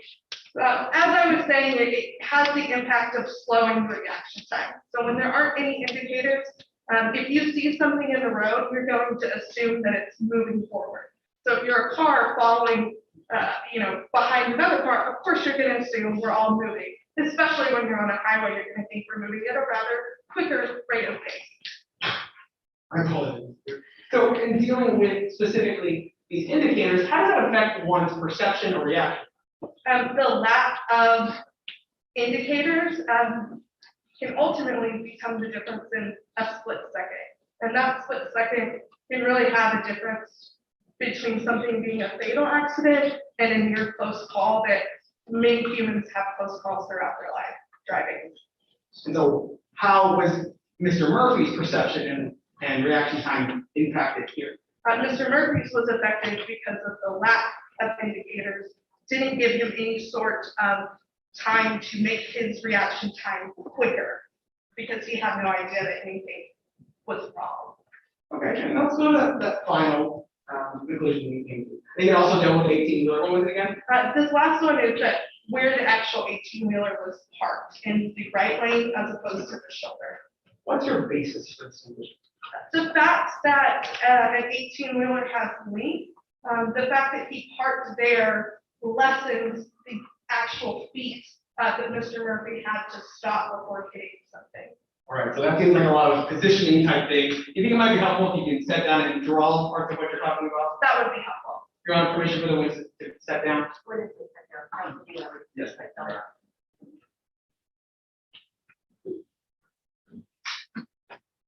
Mark this real quick.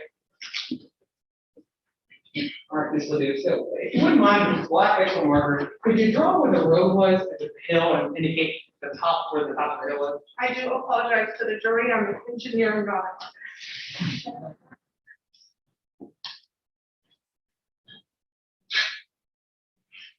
This is the hill. Would you mind drawing right where the top is? Yes. All right, and so now when seeing this specific road, how did the U-Haul come into play when dealing with the specific pattern? When the U-Haul came into play, the U-Haul had stopped right about here. Well, I hand you the granite, so working out, I'll take that one from you.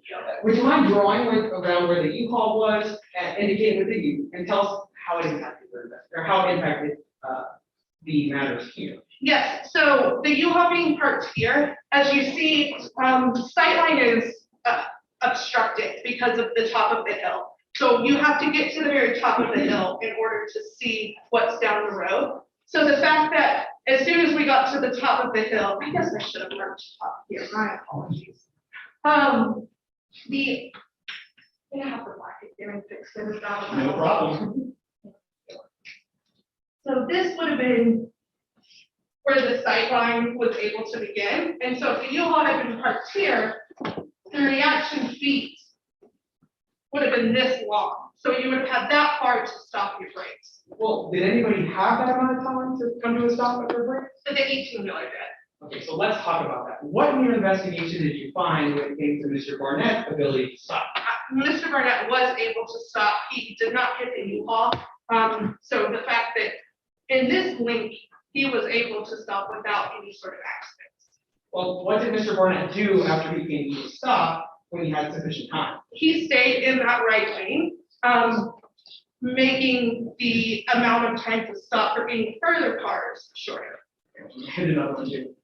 Okay, Thank you. so with that red pixel marker, can you draw like where the 18-wheeler parked in reference to the U-Haul? You can mark it with an 18. Yes. So that would have been the 18-wheeler. Okay, and then who was the next driver that came after the 18-wheeler parked? That would have been Mr. Murphy. Any part of your investigation, did you know how long Mr. Murphy had to come to a complete stop? I didn't know Oh, yes, sorry, there was 200 feet, So would you mind marking that on our chart? yes.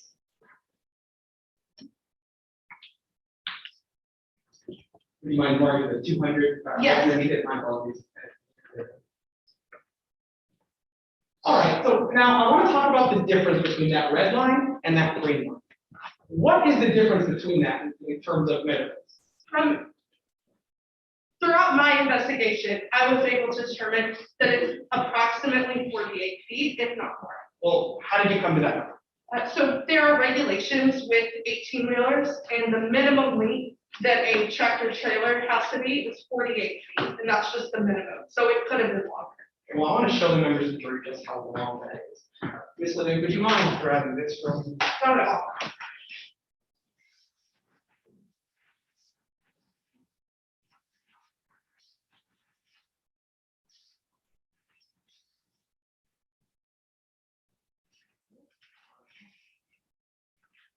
Right here. Got it? Yeah, now, this is the length of 48 feet of what the minimum standard of an 18-wheeler is that right? Yes. So how did this distance play into your investigation when deciding how much time someone has to stop? When Mr. Barnett decided to park in the far right lane, it subtracted this amount of distance that Mr. Murphy's car had to stop before hitting a car. Well, how did that happen to do with, you mentioned that the 48 was the minimum. So how did that factor into your investigation? So this is just, if anything, there was less room. If you subtract 200 feet from this 48, that's the minimum amount that he had to stop. So he could have had at least 48 additional feet to stop his car before rear-ending the 18-wheeler. If the 18-wheeler had parked in the shoulder instead. And so just again, as a reminder, this distance signified how much, or this distance was important for who? Both Mr. Barnett or Mr. Murphy driving? This was important for Mr. Murphy driving, because Mr. Murphy, if the 18-wheeler hadn't been there, Mr. Murphy would have had this additional at least 48 feet before he hit the U-Haul. Okay, Ms. Lillian, you can drop that right there. Thanks so much. Now, Your Honor, if we preserve this, the 128 as defense 121. Objections, right?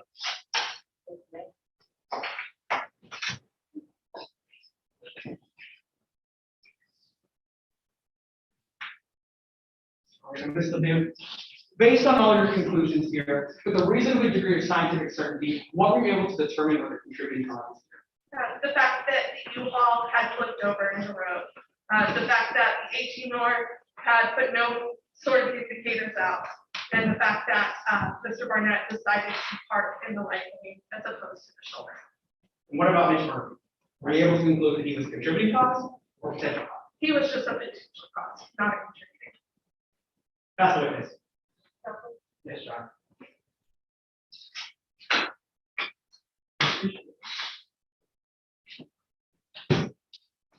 Ledoux.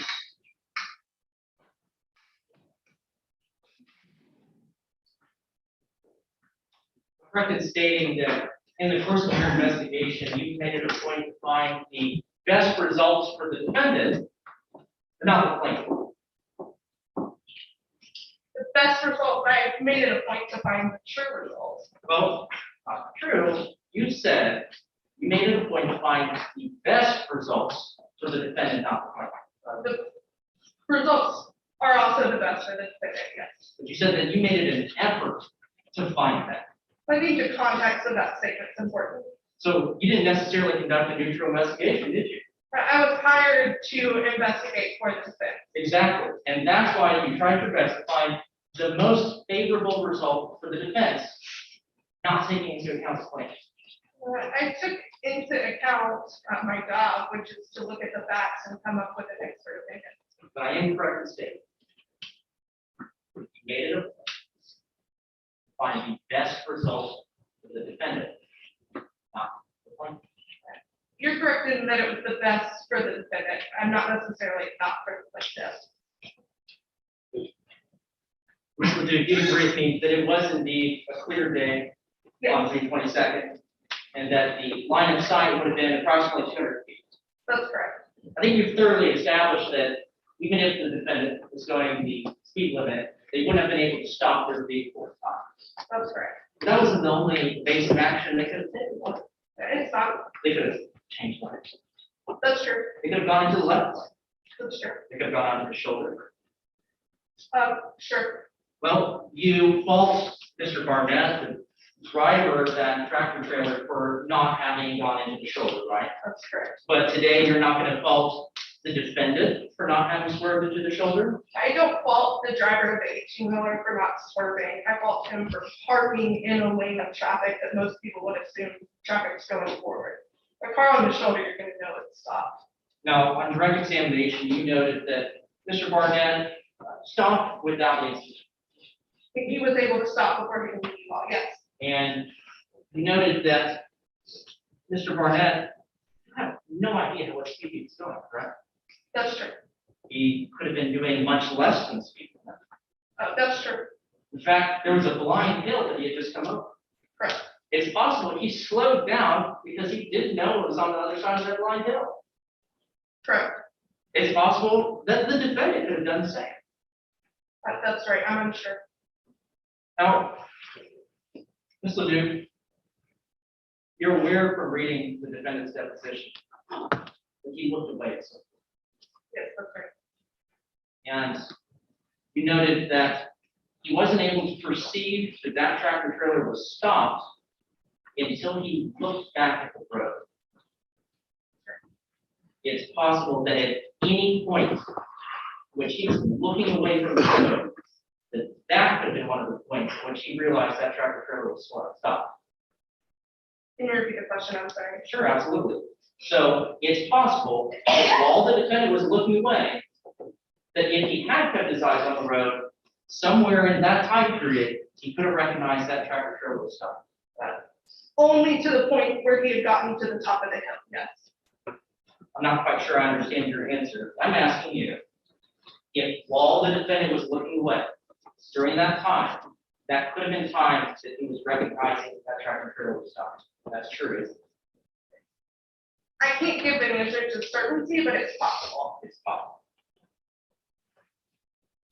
Now, you mentioned a perception issue, that it can be difficult for a driver to understand whether or not something is moving if it's in, say, a travel lane.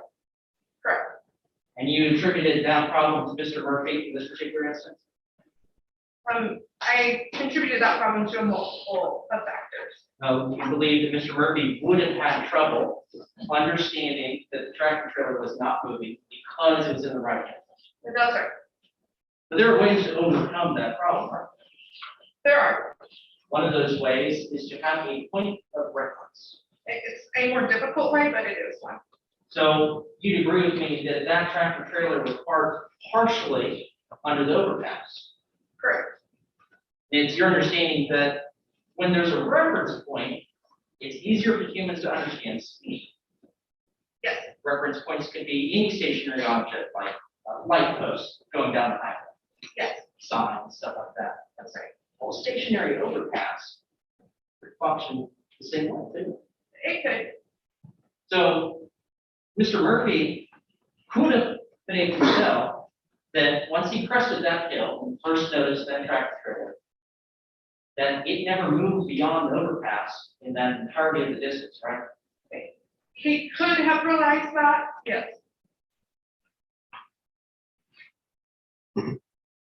So do you agree with me that ideally a driver should recognize hazards in the road? Ideally, yes. Do you agree with me that oftentimes when somebody else rear ends another person, they're automatically at fault of the mistake? That's true.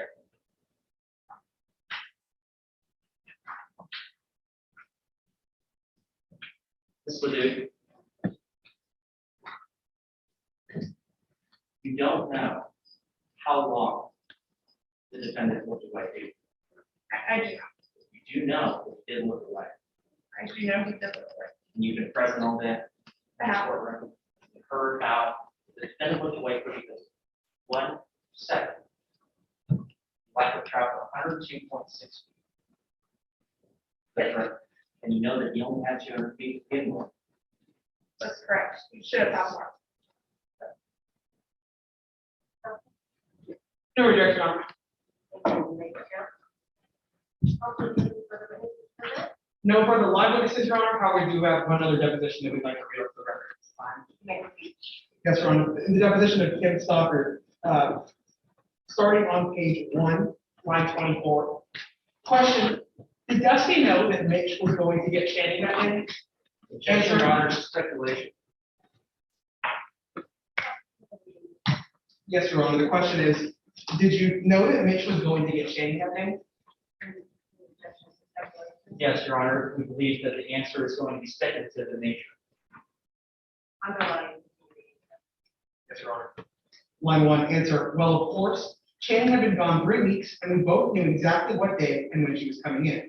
Dusty was working, I was working, someone needed to go to the airport. Question, but did you discuss the fact that it would be Mitch who was picking her up? Answer, sure. Dusty said it was a Objection, great Your Honor. The statement that's about to be read into the record is hearsay. Yes, Your Honor, it's a statement by Dusty Stalker, which is an opposing party statement, and under 801D2, it's not hearsay.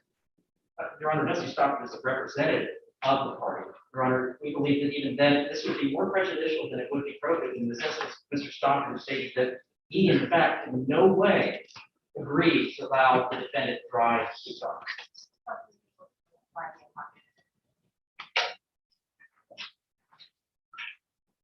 Approach.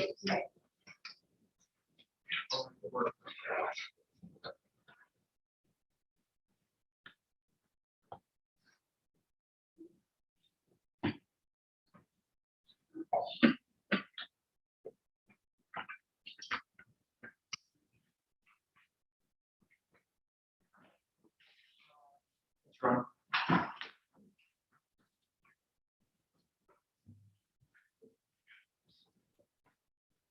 Question, but did you discuss the fact that it would be Mitch who was picking her up?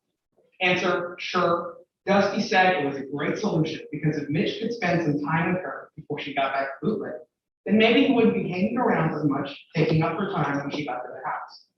Question, what did she mean? Answer, I asked the same question. Dusty just winked and smiled and said that sometimes young people just needed some time together to be young. And that concludes our review of that section.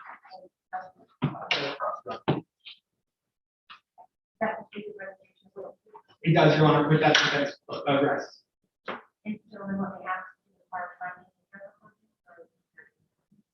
Your Honor, I would appreciate 5 minutes and a private break.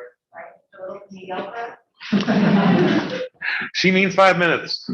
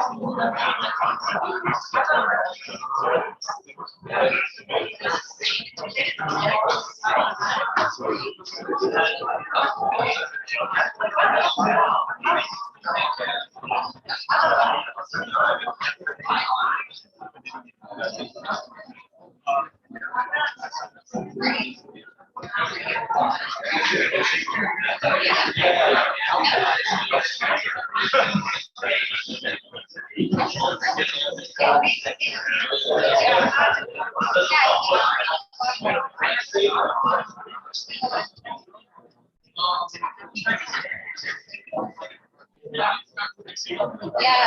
That's my problem.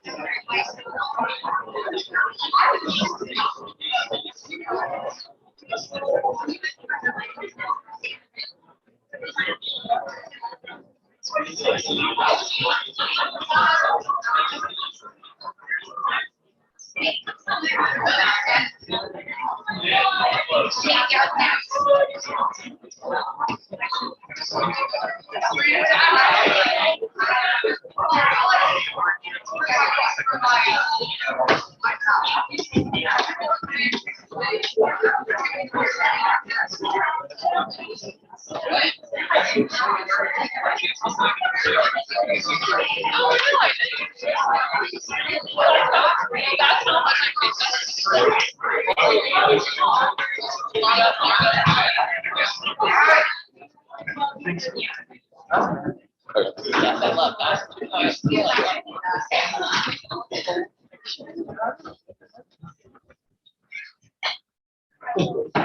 We're ready to proceed, Your Honor. May I request now that the mayor.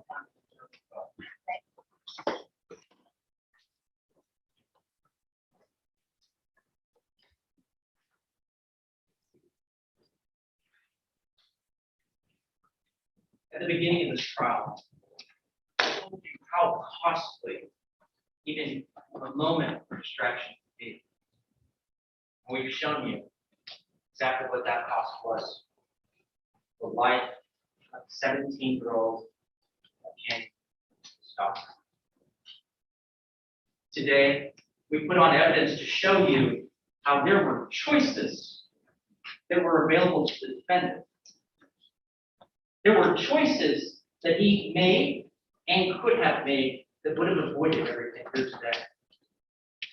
You heard how the defendant chose to speak, not alleging that they did anything over 70, but that was a choice. You heard how the defendant chose to not slow down as they went over a blind hill. You heard how the defendant chose to look away as they knew that they were gaining on a much slower moving vehicle. You heard how the defendant chose to ignore his duty to keep his 17-year-old passenger safe. Now, the defendant has alleged many times today that we're trying to say that he could have stopped. He could have. We know that. That chart that you saw throughout trial today, it's evident. They couldn't have stopped. We weren't asking them to stop. We were asking them to pay attention for the full length of time so that they still had options to make evasive maneuvers. Not wait until the last possible second to look up to where they have run out of their options. You heard Ms. Leduc up here admit the defendant could have gone left. The defendant could have gone right. They didn't do either of those. You know why? Because the time that they had to do those evasive actions, they were wasted staring at the passenger in their car. That was a conscious choice the defendant made. Also, the defense seems to believe that they had to come to complete stop for Channing would have just died. But you saw that distance, 48 feet. 48 feet really isn't a whole lot, especially when you're traveling 70 miles an hour. But the point is that the defendant could have started slowing down. We're not asking that they impacted at 0, we're asking they impacted at anything less than 70. But they didn't do that. That scenario could have resulted in James Stocker being here with us today. Members of the jury, the defendant is trying to rid themselves of their responsibility, trying to pass that blame onto anyone else that they can, because they know that they owe to do. You heard how they tried to blame that truck driver. We'll admit that was a problem.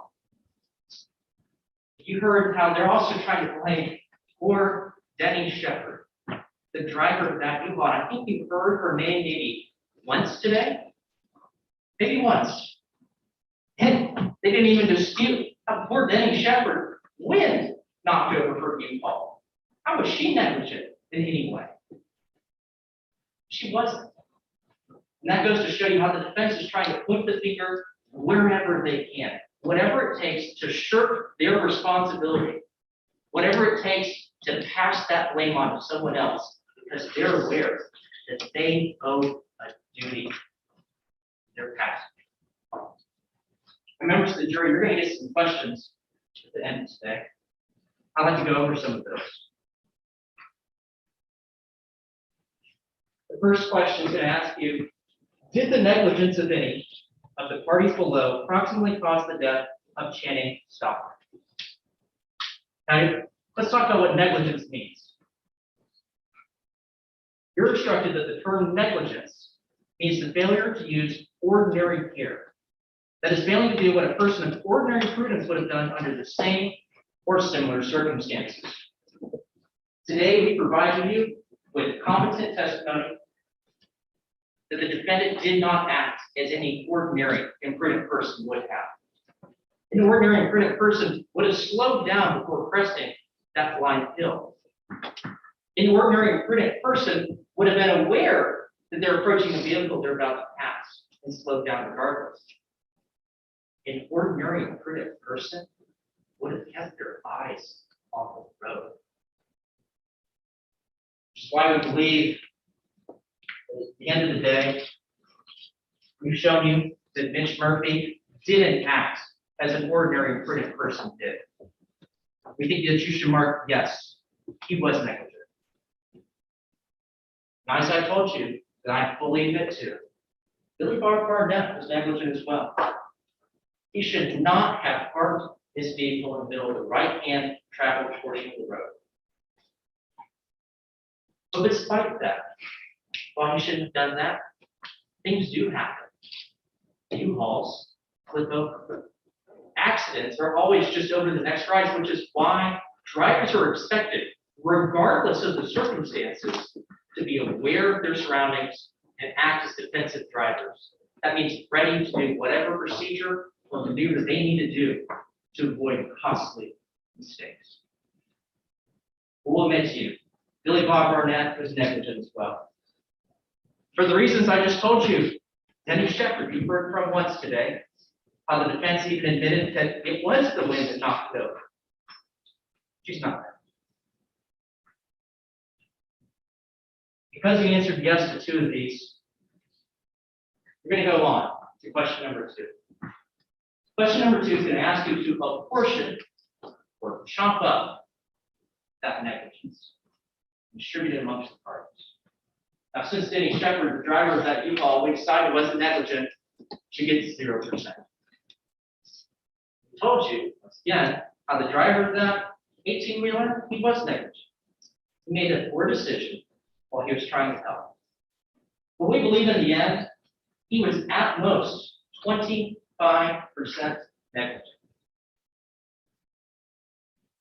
But when it comes to the defendant, Mr. Mitch Murphy, the man who had the choices in his hands, 75% negligent. He was the one who had the ability to have avoided this accident. He chose to waste it and look away. Because he was the one who had his hands on the wheel, his feet on the pedals. he did not have his eyes on the road. I believe the evidence demands that you find Mr. Mitch Murphy. Okay.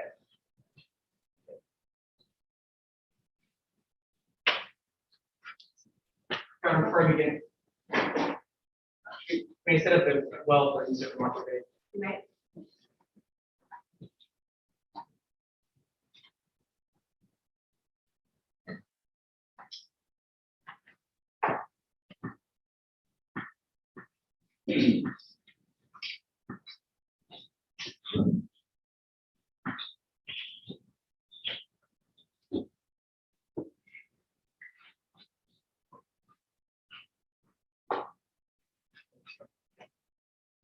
May it please the court.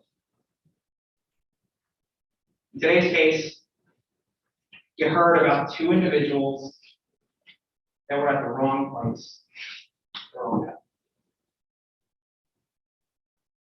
Mitch Murphy and Shannon Stockford, a new car, driving down Highway 66. And as they went up that hill, they had no idea what had happened right before. Because right before, a man by the name of Billy Bob Barnett, he made a choice. You see, opposing counsel keeps talking about choices in today's case. Choices that Mitch Murphy could have made. But he seems to forget about the choices that could have happened that might have changed this entire situation in the first place. You see, if Billy Bob Barnett moved to the shoulder, Mitch Murphy may not need to make the choice.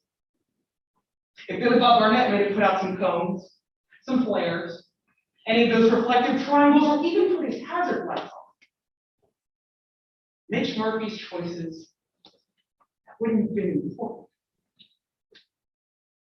The only reason that we're looking at Mitch Murphy's choices here today is because an 18-wheeler decided to park in the middle of Highway 66.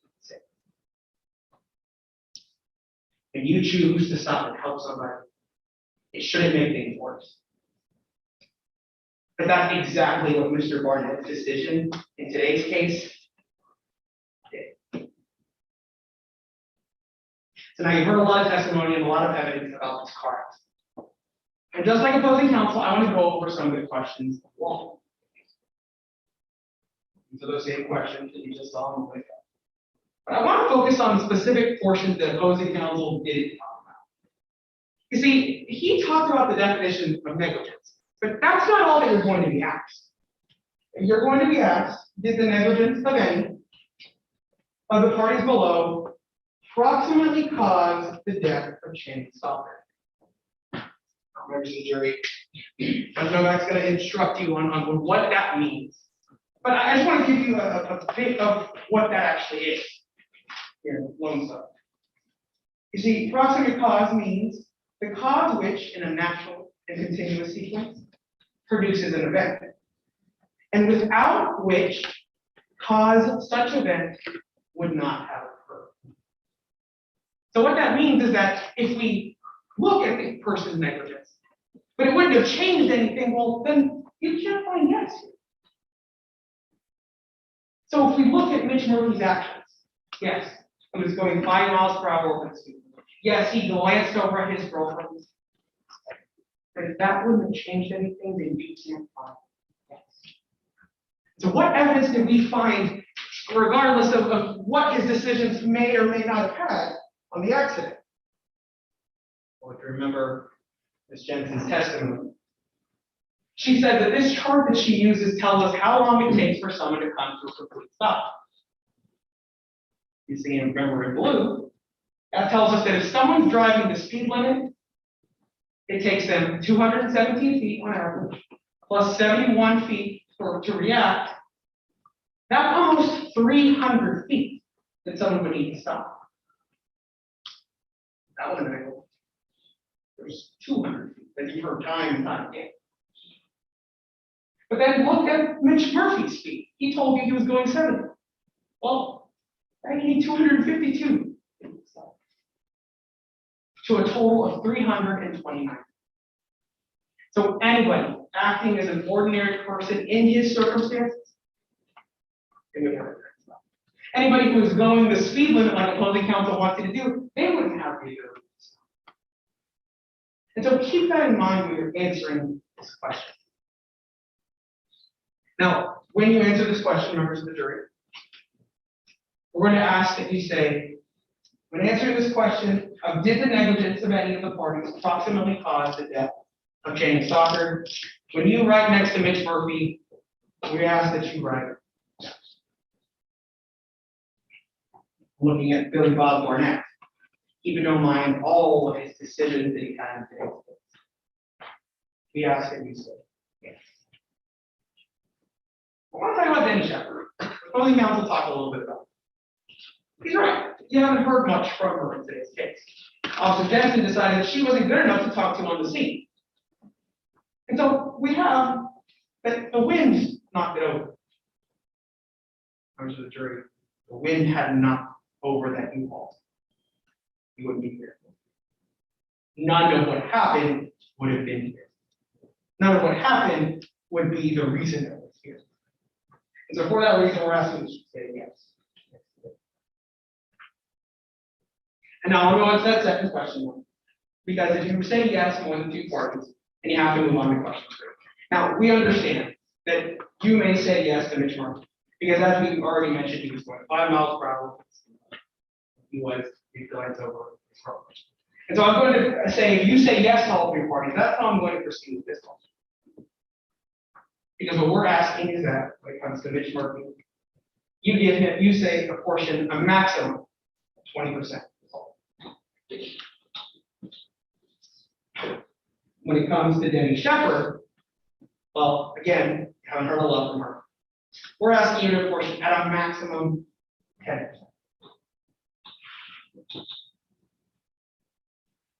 That third party right there, Billy Bob Barnett. He's the reason. He's the one who made the decisions on the accident for James. So we take that into consideration. I want you to put at a minimum 70%.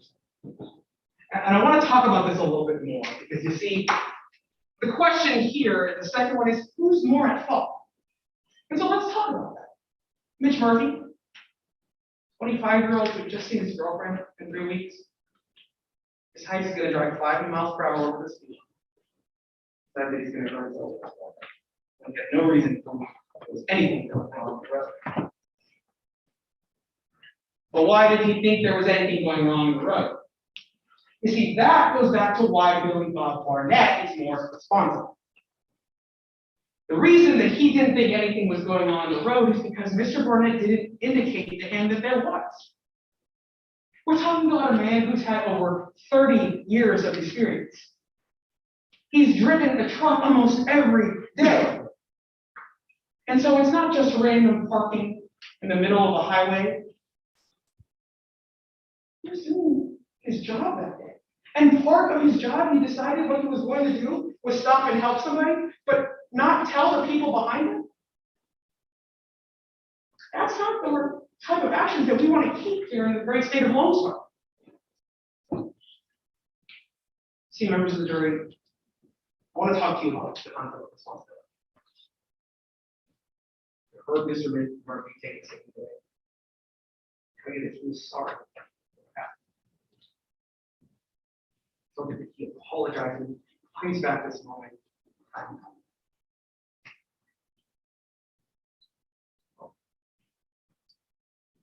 What is he apologizing? Apologizing for driving 5 miles per hour over the speed limit, glancing over his phone. Members of the jury, that's not the type of standard that we want to set by holding responsible those types of people under the law. Because if that's the case, anytime somebody drives 5 miles per hour over the speed limit, anytime somebody glances over the road, you're going to be held responsible in a court of law. Is that the standard that we want to set here today? Because again, and time again, you've heard the only reason we're looking at these actions, the only reason this accident occurred was it because of what happened first. That U-Haul turned over the road, making him decide to stop and not telling their car.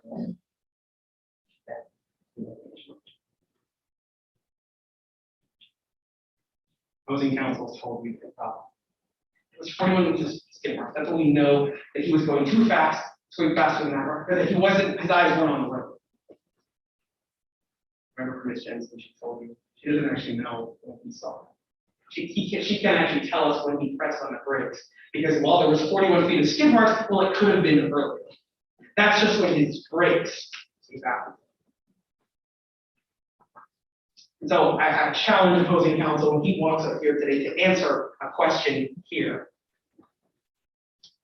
And that's that question that I asked you at the beginning of trial today, you remember. How does any of what the plaintiff is doing change the fact that nobody going 65 miles per hour would have had enough time to stop? Keep that question in mind, members of the jury, when you go back to the jury. Keep in mind what type of standard we want to hold our citizens here in Lone Star. We're asking you to find Mitch Murphy not responsible here and apportion the following to Billy Bob Barnett.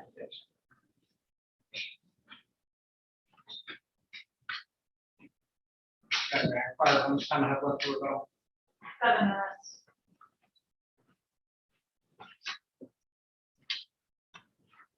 I'll accept counsel's challenge. How could it have changed it? I told you time and time again, they couldn't have stopped. We know that. We know that. We've never said that they should have stopped. But what they should have done is kept eyes on the road so that he wouldn't have had to stop. He could have had time to swerve left. He could have had time to swerve right. But instead, what he did is he wasted his time. He ate over 150 of his 200 feet, where the only option he had left was to slam on those brakes.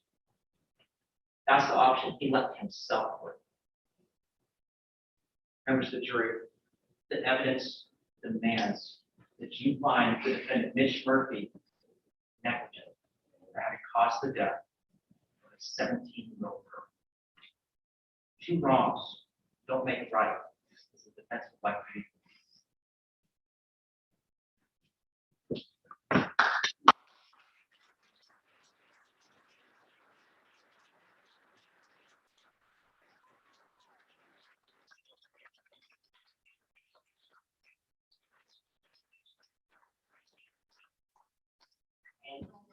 We'll be right back. I'll sit tight and we'll be right back.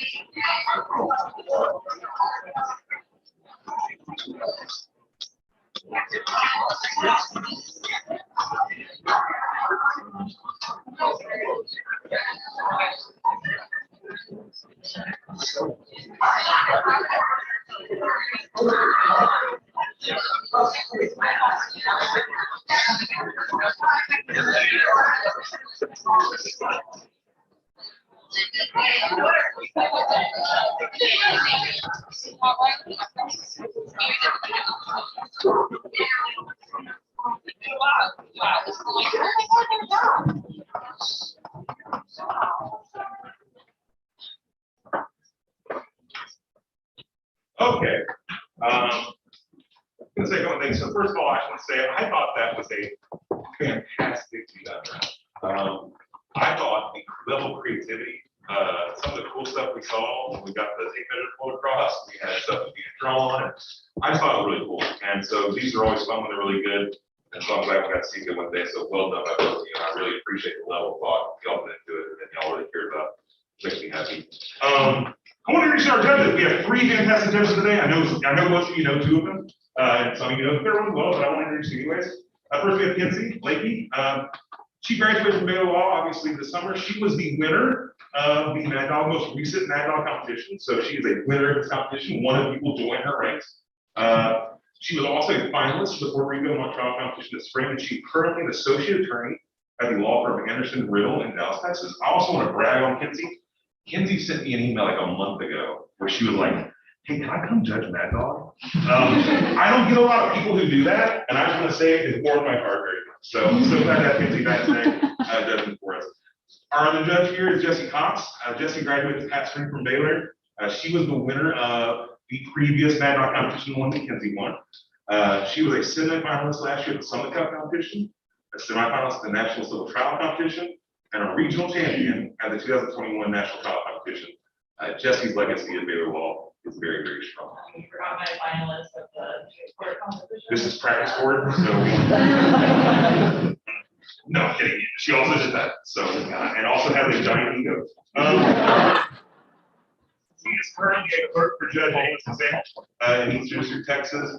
And after her clerkship, she'll become an associate attorney at the law firm Hedrick and Crane in Dallas, which is a law firm where all the partners are Baylor lawyers. And we have a very proud tradition there.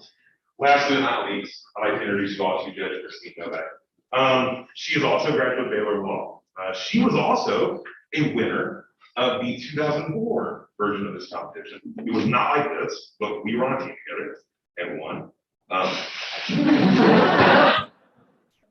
She's also with my practice court partner when I was in school. And a little secret here, the only reason I graduated law school was because she was my practice court partner. She is currently serving as the magistrate judge in the United States Court of East District. And she also, prior to that, was a partner at Dykema in commercial litigation and one of my favorite people in the world. So thank you so much, Judge, for coming back to watch this round. And she does a ton for the law school, as you all know. It's always nice to have her back. So I'm going to turn the floor over to our judges and let them give a couple of comments to y'all. And then we'll get to the important business of talking about the So I'll then, defer to Mackenzie first, since you were the most recent winner. Sure. First of all 4 witnesses, y'all did amazing. And everybody's quickly learning your witnesses make or break your trial, so y'all did a really good job and you have a lot to work with. Y'all are both brilliant, you know that, so I just heard you nitpicky things. Matt, you kept saying, tell the jury, and I know you know this, but tell us, make us feel incorporated, and you kind of caught yourself once or twice, but do a better job of making sure that the jury feels incorporated. The one thing I would say for you, Chris, was pre-trial you had a nerve, you were talking really, really quickly. And then you got an opening, and I was like, okay, he's hitting a stride, and you can kind of tell which parts you had planned versus which parts you had to add with. Because when you got nervous and you kind of got taken out of your stride, you would talk really quickly again. So I was really just focused on pacing yourself because you have a really smooth, natural pace when you take your time with things, and you're really easy to do that. So you both did a great job. Okay, I'll do a couple of random ones, but question for both of you, why are you constructively approaching the well in the live trial? Or the judge? We're not used to Zoom, honestly. Hey, that's what I figured, Yeah. but then you physically approach the judge. So, you know, a small thing there. I thought you both did very well. I'm just going to do some random ones. Chris, you had your client or your witness up on the stand and admit some kind of guilt in a way by saying, I'm sorry to the jury and the father here, and then you got up and closing it, but he's not at all responsible. Probably would have given him at least some responsibility, but that's more of a substantive thing of what you had to do prior. As far as both of you in closing, you had a lot of great illustrations that you used throughout the trial. None of them were used in closing argument. So if you're gonna make the effort to use them here in the trial, go ahead and make the effort to use them in your closing argument as well. Matthew? Yes. One comment about your demonstrative, the map, attached to the map, while you're showing us a map on the Elmo. One too many, so maybe keep it like 1 to 2 maps, they got a little bit confusing between all of them, but you made good use of them during the examination. And for both of you, I work on pacing in the well, as well as pacing objections and reviewing your impeachment etiquette. I think that's probably all. Did you have that? I thought both of you were fantastic, and I'm in the courtroom quite a bit with my criminal docket, so I do regularly evidentiary hearings, detention, suppression, and y'all were far better than a number of the lawyers that I see in my courtroom. So no matter how the round turns out, I'll just tell you, I was extraordinarily impressed, and I welcome the opportunity when I my courtroom. It will make my whole day here so much better. The only substantive comment that I have is, I won this record today because y'all let me get away with not ruling on the bulk of your objection. So I would say, well, let's go ahead and move it along, or I'll allow it, or rephrase, and then you would never circle back. Whatever the ultimate decision is here today, it will stand and will not be overturned on appeal because there are no appellate points for you to make. Other than 2. And so I will just tell you, it is very uncomfortable to force your judge to make a ruling. However, they do teach us that at baby judge school. So it is something you really have to keep an eye out for and make it. Judge, when you say that, are you sustaining my objection? Judge, is that a number rule? You have to get that or you have the record. I thought it was like that. Thank y'all for letting me. thank you. One other group of people, 2 other groups of people I want to thank. So first of all, I want to thank Chandler. You should all thank Chandler. I mean, give him a round of applause.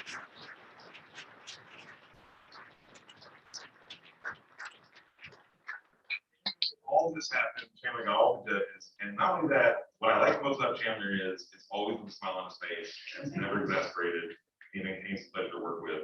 So thank you so much, Chandler, for that. I'd also like to call out a couple of people, as you know, your class didn't seem to want to compete in this tournament.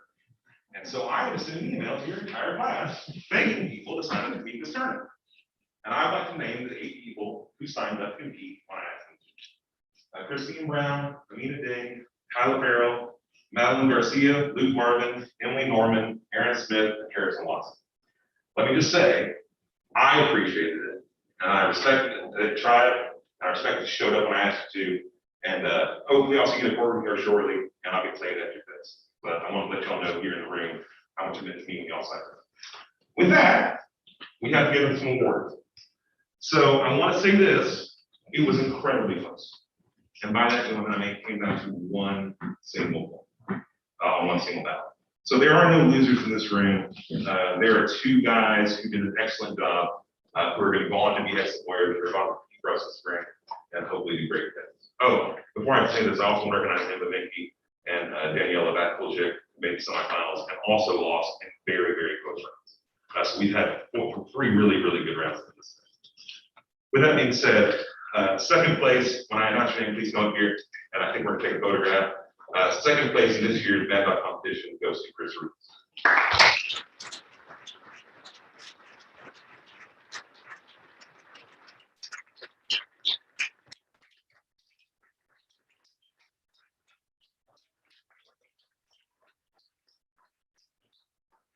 And that means our winner of this year's Bad Dog competition is Matt Mullins.